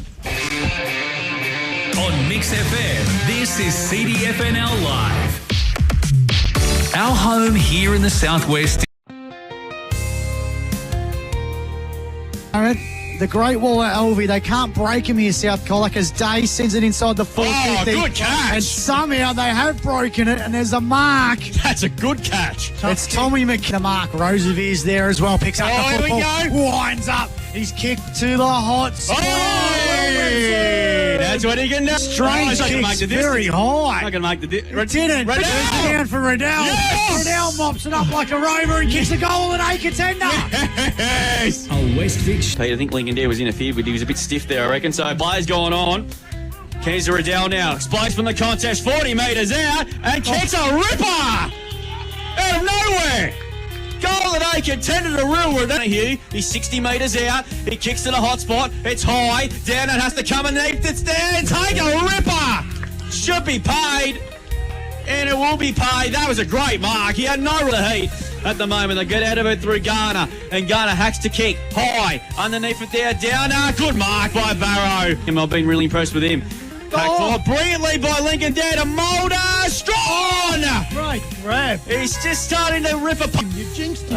The old commentator's curse. As Mulder get it up to Strawn. Strawn winds up for 4. Strawn's got 4.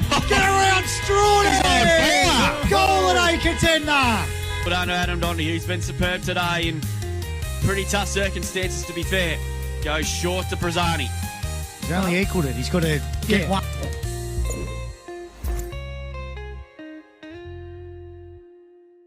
Great range of sport utility vehicles engineered for adventure with a 7-year warranty and roadside assist on most models. Mahindra, rugged, reliable and excellent value. Test drive today at Tim Boone Motors, LMCT 2032. Mowers are in stock and available now from Mark Benton Farm Machinery Repairs Simpson, your authorised Ferris and Victor dealer. Ferris and Victor zero-turn mowers offer a smoother ride, delivered by 2- or 4-wheel independent suspension together with a steel fabricated deck. Both brands are quality built and made in the USA. They also carry a range of belts and blades for other mower brands and stock a large range of 4-ply and 6-ply ATV and side-by-side tyres. Mark Benton Farm Machinery, 580 Sunday Ridge Road, Simpson. Looking for fencing products? Look to your local CRT store in Simpson. Find a large range of pine and steel fence posts, plus unlimited stock of wire products and electric fencing needs. Harlow's Home Hardware, Barrelmore Street, Simpson. On now, Harvey Norman Trade In and Save on LG. Save big on a huge range of LG home appliances and entertainment. Trade in and save up to $500 on selected LG TVs and soundbars. Trade in and save up to $500 on selected LG fridges, dishwashers and laundry. Trade in and save up to $150 on selected vacuums and microwaves. Trade in and save on LG at Harvey Norman now. Best range, best prices guaranteed. Conditions and exclusions apply. Is home or business security on your mind? Trust Devcom, a fully licensed and accredited installer. They can plan the best security solution for you. Alarm, CCTV or door access control. Don't risk it. Choose Stevcom for peace of mind. Palsty Agricultural Contracting, supplying, carting and spreading fertilisers and lime in bulk or bins. Even spreading your effluent ponds to the paddock via an umbilical system. Palsty Agricultural Contracting, 0409 3300 79. Maya's phone is at 1%, but she's not stressed. Because she has 6 KFC tenders for $6.95. Right. Priorities. 6 for $6.95 tenders. KFC, FLG. Not everywhere and not forever. Pick up only. Powered by Sports Power Colac, FSR Equip, KFC Colac and Minerva Foods. This is CDFNL Live. Three-quarter time here at Wilberry Recreation Reserve. The rain is gone. It's been gone for probably the last 45 minutes. But Lorne are in a pretty comfortable position. They lead by 25 points, 5-7-37 to Irrewarra Beeac, 2 straight 12. Charlie McCartan, pretty much the difference. He's kicked 3 goals in pretty tough condition. It's a pretty good effort. Quick Stevcom stats, AJ. 19 free kicks, Irrewarra Beeac. 17 to Lorne. 24 hit-outs, Bailey Robinson, Irrewarra Beeac. 37 to Big Husey. Don't think you'll get the record today. Major stats winners for Irrewarra Beeac. Bryce McDonald, 17, 16 and 1.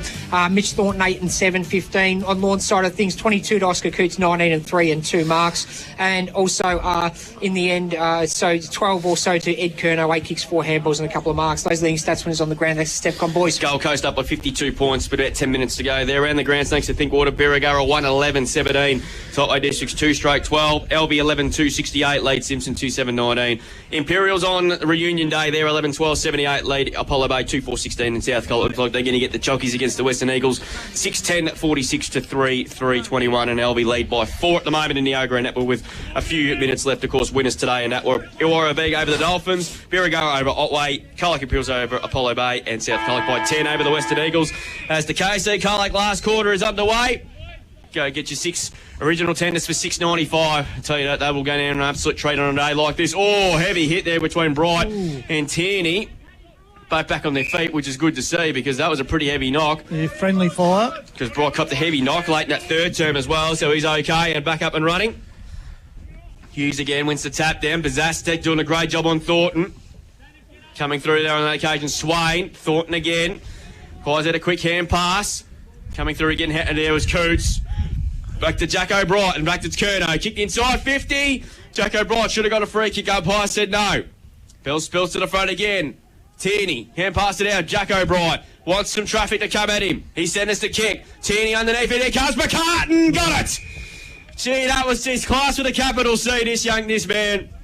It's great to see him back. And you go back and should kick his 4 from about 30 metres out, almost directly in front. 5 marks in the Stevcom stat sheet for Charlie, boys. Yeah, he just finds the ball, doesn't he? He just knows where to run. But that passage of play was started by Ed Curnow again. He's been good in the second half. Yeah, he's been, and this bloke has been too. He's already kicked 3. This for number 4. And you think the Dolphins should win this from here. Goes back, and the goal umpire doesn't move. Didn't even move a metre. And they'll all get to him. He's got his 4th. And the Dolphins are going to remain a game clear on top of the ladder with 4 rounds to go. Lorne move on to 6-7-43 on the Greg Allen Farm Machinery scoreboard. They're up by 31 points. The Bombers are 2 straight 12. And Pete, just what else we can say about this guy? Not enough superlatives to sum up this guy. Yeah, no, he's been fantastic today. In tough conditions like this, not made for a marking player. And I think all of his goals have come from marks. Yeah, that's right. Yeah, Pete, in the CDFNL, what's a bag? What constitutes a bag? A bag everywhere, mate. Yeah. Bag is 5. If it's 4, if it's stage, I think 4 is probably a good one, a good result, I think. A bag, you reckon? I think a bag's 5. I think 5 normally is a bag. Still got to have it, yeah. Right, one more. Have some rules. Yeah, you do. Four's a common good game. 5's a ripper now. Yeah, that's right. 5's a bag. All right, he needs one more. He needs one more for a bag. Yeah. But in these conditions, unbelievable. It's a pretty good feat. Absolutely.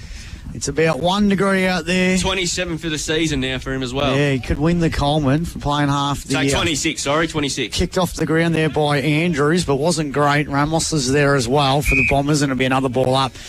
They have tried to avoid this mud patch, though, in this second half, haven't they? Yeah. Sort of played around it a little bit. They have. But it's just growing a little bit, though.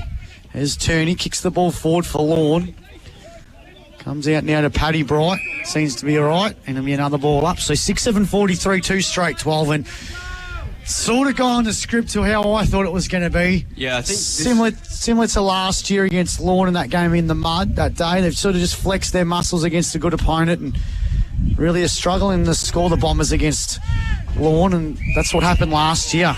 Their lowest scoring games last year against Lorne, and even in that grand final, in the qualifying final, they dominated in the middle. They just could not score against them. I thought these conditions are going to make it even more tough, and they're screaming out for a key forward, aren't they? Yeah, they are. As he said, Cam Parker said before the game, 6'2", 6'3". Oh, if you add Josh Sanders, you add what's his name, Aussie Harwood. You add the fella Riley Walker back in this side. It's almost a premiership spine there, isn't it? Yeah.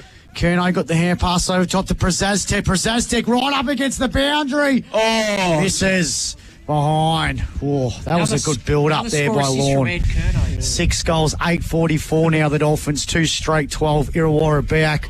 We've gone 4 minutes in this KFC Colac last quarter. I had KFC Colac last night.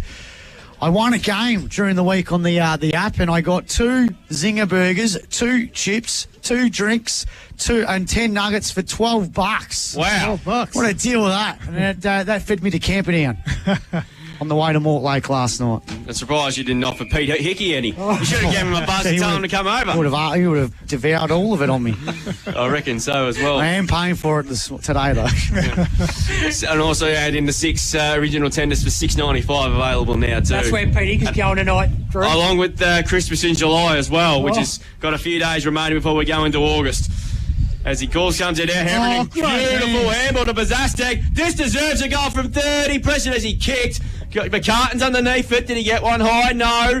Tierney's lurking again. Paddy Bright picks up the footy. Gets a hand pass to Bright. Well competed that time by Swain. Swain just keeps the ball in. Hacks a kick underneath for Tierney. Running back with courage, not paid the mark, not 15 apparently. And it's been taken over the line by Stonehouse. We'll get a boundary throw in. I was just trying to work out who that was. They've done the handball. He's covered in mud. Mr. Mystery Man, we might as well call him Pete, because there's a few of them out there. I might have even been Turney. It was either 20 or 29. So yeah, it doesn't matter, Pete. Did he have a helmet on, we don't know who's who. Yeah, no, he didn't have a helmet on. No, no. So it's not him. Thrown in, Hughes. I don't think he really got a tap to it in the end. Free kick's been picked out, and I think it might be going Paddy Bright's way, I reckon. Is it? Yes, it is. Yeah, it is. So the free kick will go to him. So it's days like today you really notice Tyler Flanagan missing from the midfield. Oh, yeah, just absolutely. A little bit of extra depth there. Mitchy Thornton's been good, but... he just needs more support around the ball. Yeah, they can just concentrate on him, and it's hard for him to break clear and really do the damage that he does against some of those lower teams. Paddy Bright, 47 metres out. He's on a 45-degree angle. Yet to kick a goal today. Kick on the way. Looks pretty good. Just fallen short, I think. Touched on the line. Through for a point. He looked pretty good off the boot, too. He did. He was pretty happy with it. Yeah, I would have been too, Pete. Gullenpie certainly didn't. So it's his first score of the day. Oh, got the old huddle coming back. The huddle, Pete. Oh, here we go. Haven't seen this for a while. So ball to be brought back in here now by Dunn. Kick long. That wasn't so well done. But Swain should get a free kick. Well done. See what I did there? The old nursery rhyme. Hutchison's kicking in the corridor there. Ryan trapped it magnificently. And he took the ball inside 50. That is great football.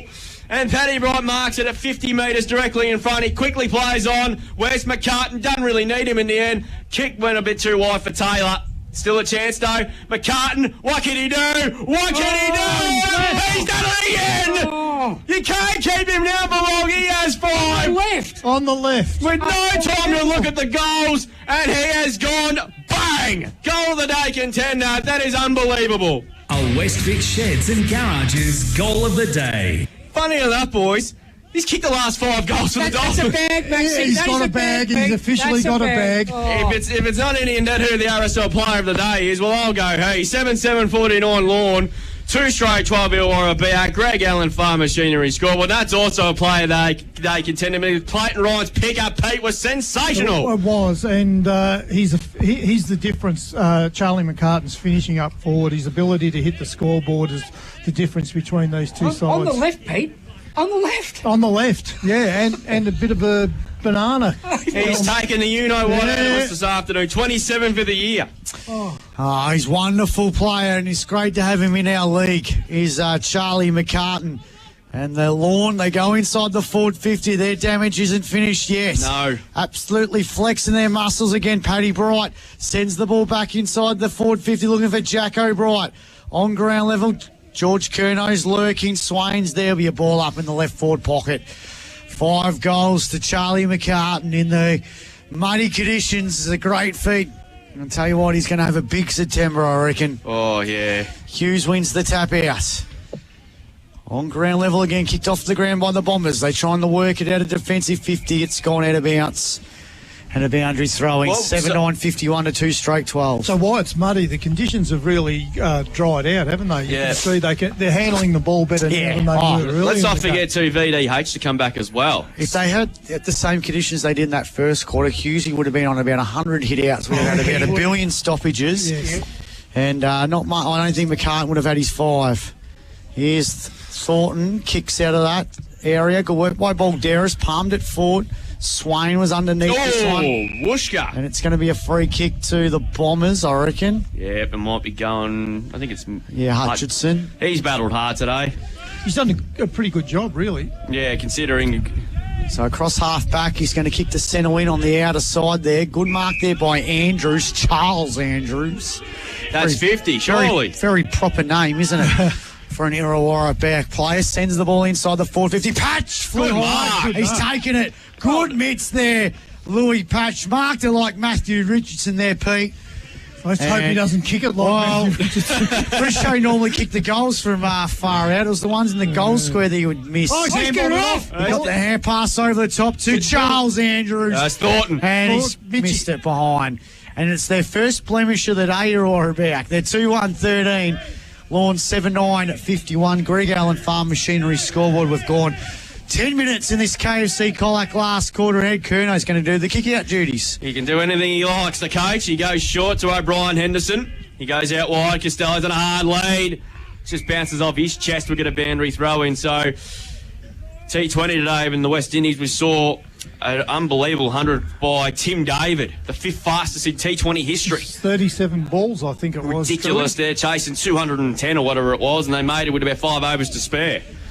Because him and his Hobart Hurricane teammate Mitch Owen doing the damage there. He, of course, coming off a terrific opening for his Australian career, making 70 in the first game during the week. Played all right against Geelong on Sunday too, Mitch Owens. Yeah.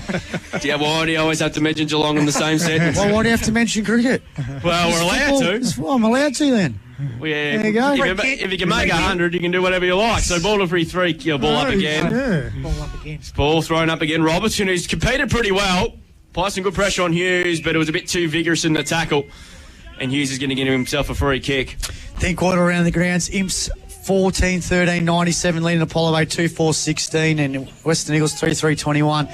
South Colac 6-10-46. That makes this game between the Bombers and the Kangaroos a very interesting one next Saturday. Ball spills to the front again. Thornton trapped it beautifully. He took it 2 minutes on, and he's gone. Smart takes the advantage. He unloads it. McCartan wants 6. He's gone to the left forward pocket. Dwello was gone. Picked up nicely by Ryan. Pressured as he kicked. He's missed it to the right. It was good pressure by Stannard in the end. Saved a certain goal and threw for a behind. It was clever by McCartan. He knew he had a teammate behind him, and he tapped it back behind him, but unfortunately he wasn't quite able to finish. 7-10 plays 2-1. Do we have a upset alarm bell? Ding, ding, ding. Yep, I'll give you the score in a sec. Oh, here we go. I've got a feeling what it is down there. I know I'd sort of known what it was. So as the kick in that time by McDonald goes wide, and the Bombers are going to clear it. Yeah, they work out a defence here. Irrewarra Beeac here. Thornton trying to go to the football. Good work there by Lorne. Here's a chance now for Coots, who sends it inside the 450. McCartan right on the chest. And Sir Charlie McCartan, who's already got a bag of 5 this afternoon, will go back and try and kick goal number 6. 6 marks, Steph Comp stat sheet. Up against the boundary. So 6, is that a big bag? It's a big bag. In these conditions, it is. Big bag. It's one of those, what do you call it? Not the strap backpack, it's the long bags. Long bag. Your footy bags. Sports bag. Goes back, and he has kicked missed it. hit the post. Hit the post. So just keep it on Oscar Coots, boys. He's back on his feet now. Oh, he's still down at the moment. It looks like a pretty bad cramp. Keep it on it. 7-11. Yeah, well, it wouldn't surprise me. He's done a lot of work in that mud today. Yeah, they've stopped the game, which is pretty much the right thing to do. 7-11-53, 2-1-13. It's now 40 points the margin. As I said, hit the alarm bell, boys. Ooh. Beeac 1-11-17. Otway Districts 3 straight 18. How long to go? Here we go. How long to go? I don't know. I'm not there. But jeepers, imagine losing that, Drewy. 12 scoring shots to 3. Well, this could be a disaster for Irrewarra. Yeah, exactly right. And it's also a massive positive for South Colac at the resort stood. Free kick being picked out, and it's going to go to the Bombers' way. Well, Shane Boynton was pretty bullish about the chances of the Colac Herald yesterday. Hang on, Beeac, I've reloaded. They're 2-13 now. 2-13 to 3 straight. Doesn't matter how you do them, as long as you win the game at the end of the day. Kerno snapping inside 50. Guess who? Charles McCartan's got it again. 7 marks, Steph Comsatry. He is absolutely taking the mickey out of this game this afternoon in these conditions. And he'll go back and have a shot for number 6 from about 35 metres out. Could be another big bag, Pete. He's just the Irrewarra Beeac's defence have just got no answer for him at the moment. So should kick his 6, you would think, for about 30 metres. Almost the same shot, but on the other side. Kick on the way. It's just got across the face to goal and then through for another behind. Who plays on him next week, Pete, from Alvey? Will... I reckon he's too big for Will Pullen. I reckon he might have to put Coronas. Oscar Barrow. Coronas on him, yeah, big body. Yeah, that's what I think. I reckon I'd go with Will... Riddell? No. We'll come back to it. Trying to get number 3. I'm giving you different names. Will Jacobs. Come on, get his name right. As Ryan's got the footy here. He's 50 metres out. He steps into the hot spot. Where's McCartan? They're all fell over. Ball spelled to the back. Harrington's lurking again, likewise Thornton. And the ball's gone over. Okay, you bring back Rosevier and play it. I was going to say, if Rosevier's not as mobile as he's been, we could have a Paul Vanderhaar versus Peter Knights type battle. There you go, Maxie. There you go. Rosie, that last week. So ball will be thrown in deep in the right forward pocket. There's 15 minutes gone. The Bombers' effort certainly hasn't been disgraced themselves, but the Dolphins have been a bit more polished around the attacking side. Bright, good tackle, holding the ball being picked out. And the Bombers are going to reload out of the fence. He's Thornton at half back. Kicked long up towards the wing position. Now Ryan got over the top and took an absolute ripper. Class Harbour centre mark of the day. Tell you what, he got himself into this game in this final quarter. He's done some nice things in Kicked to the hot spot. McCartan, good spoil by Hutchison, did really well. Ball spills out there to Gaunt. Just slams on the boot out of defensive 50. Carmody got in front. Lyson, good pressure. Done. Their kick was smothered. Andrews mops up. Clean fell to the ground was Patch. Play on to the umpire. Gee, this is a hot footer to be one. They're playing this right to the final siren. It's in the middle of that glue pot. And we'll get a ball up there just on the 50 here for the Dolphins there.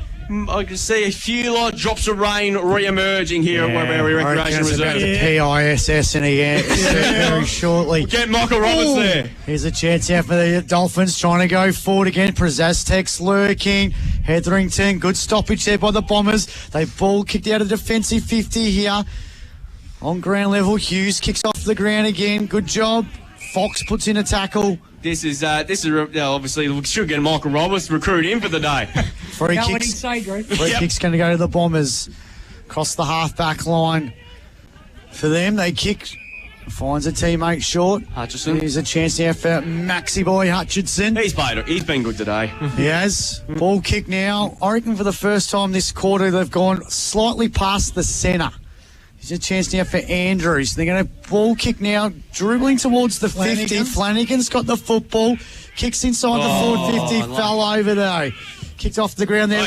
Ball Darris. Enor picks up the football. What a tackle. He does a bit of a spin. Here's a chance there for Ryan. Hand pass looking for a teammate here. Bombers lurking. They're sniffing a goal here.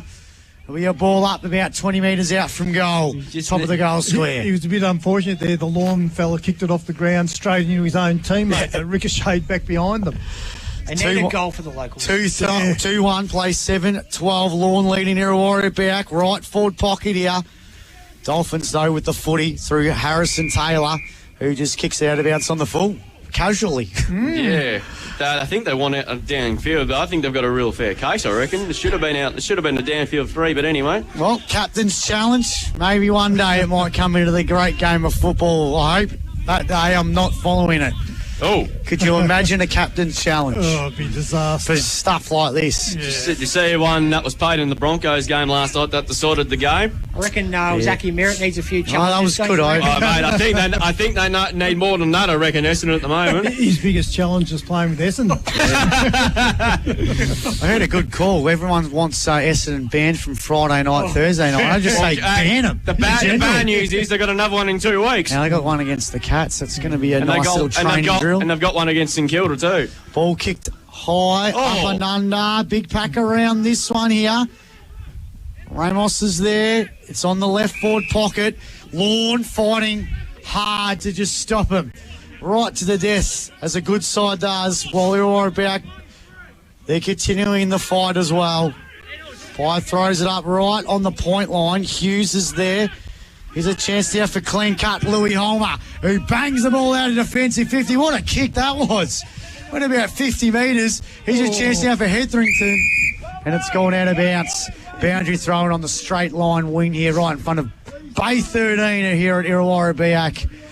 It is 2-1-13 the Bombers. Lorne 7-12-54. We've gone 19 minutes in this last quarter. If Hetherington had got through that tackle, he could have run 50 metres to goal. There was no one between him and the goal. Well, he could have. You got out of that sentence, Pete, pretty clean. I did. Ramos has certainly tried hard this afternoon. Here's Ryan again. He's been brilliant in this last quarter. He's tackled by Carmody. And we're going to get a ball up yet again. I don't think we're going to get an upset at Otway. It is Beeac 3 goals, 13 to 3 goals straight. They lead by 13 behinds, Pete. Ball thrown in on this occasion. And it'll be another ball up yet again. Ed Kerno there, clawing his troops on. And there's going to be a ball up here. So shapes up for a big game next Saturday between them and the Swans. Should be an absolute ripper. And then we'll get a ball up there, of course, as well. What a round of footy we got next week. Because you got the Kangaroos and the Bombers all of a sudden now, which is a big game. And a couple other big ones as well. Hughes took it out of the ruck. Goes back in after it again. Done over the top, Tierney with him. And the ball up there as well. I think we're only about 2 or 3 minutes left, I would reckon.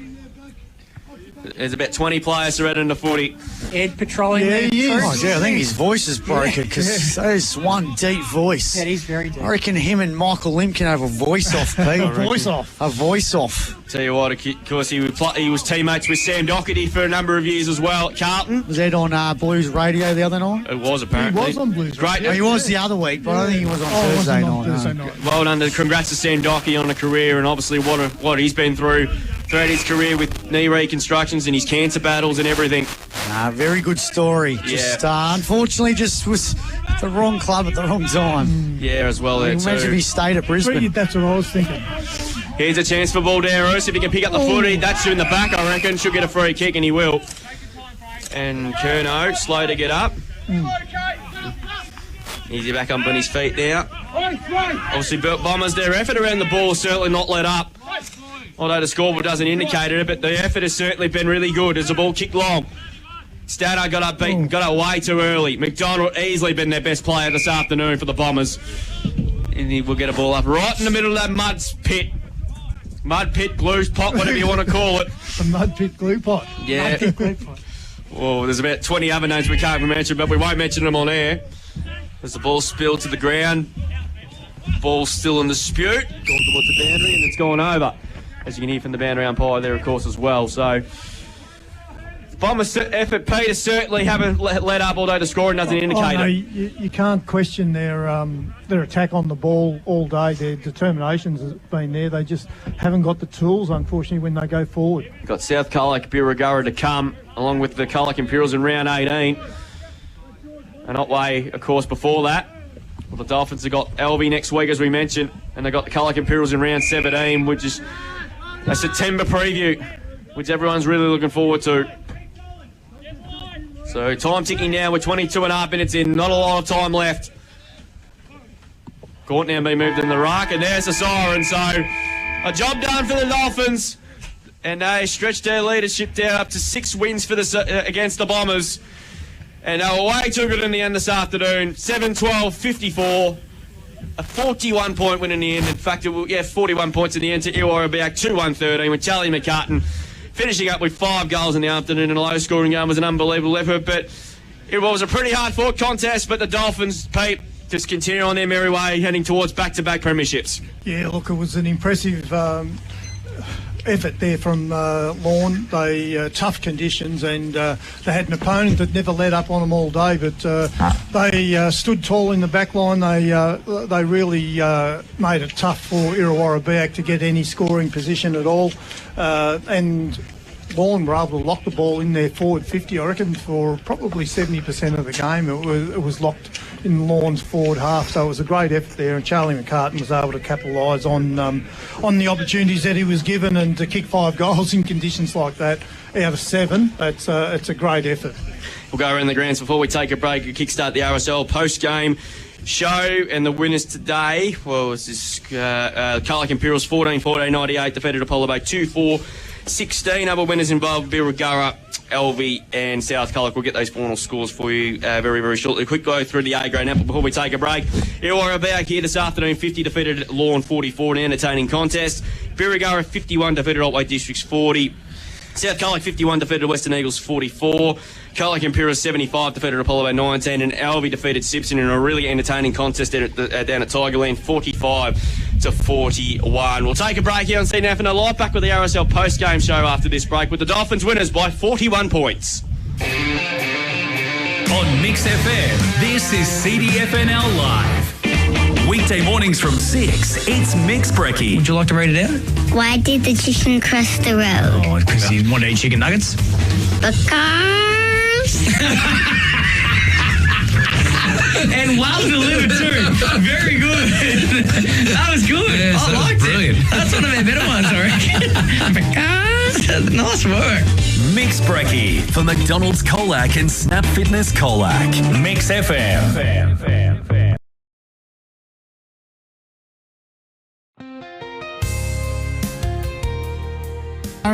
The Great Wall at Elvie, they can't break him here, South Colac, as Day sends it inside the 450. Oh, good catch. And somehow they have broken it, and there's a mark. That's a good catch. It's Tommy McKenna. Mark Rosevere's there as well, picks up the football. Here we go. Winds up. He's kicked to the hot spot. Hey, that's what he can do. Strange kicks, very high. Not going to make the difference. Didn't. Down for Riddell. Yes! Riddell mops it up like a rover and kicks a goal at a contender.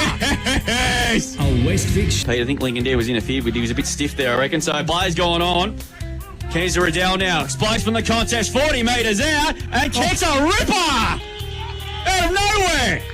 Goal at A contender to real Riddell here. He's 60 metres out. He kicks to the hot spot. It's high. Down it has to come underneath. It's there and take a ripper. Should be paid. And it will be paid. That was a great mark. He had no real heat at the moment. They get out of it through Garner. And Garner hacks to kick. High. Underneath it there. Down. Good mark by Barrow. I've been really impressed with him. Back forward brilliantly by Lincoln Dare to Mulder. Strong!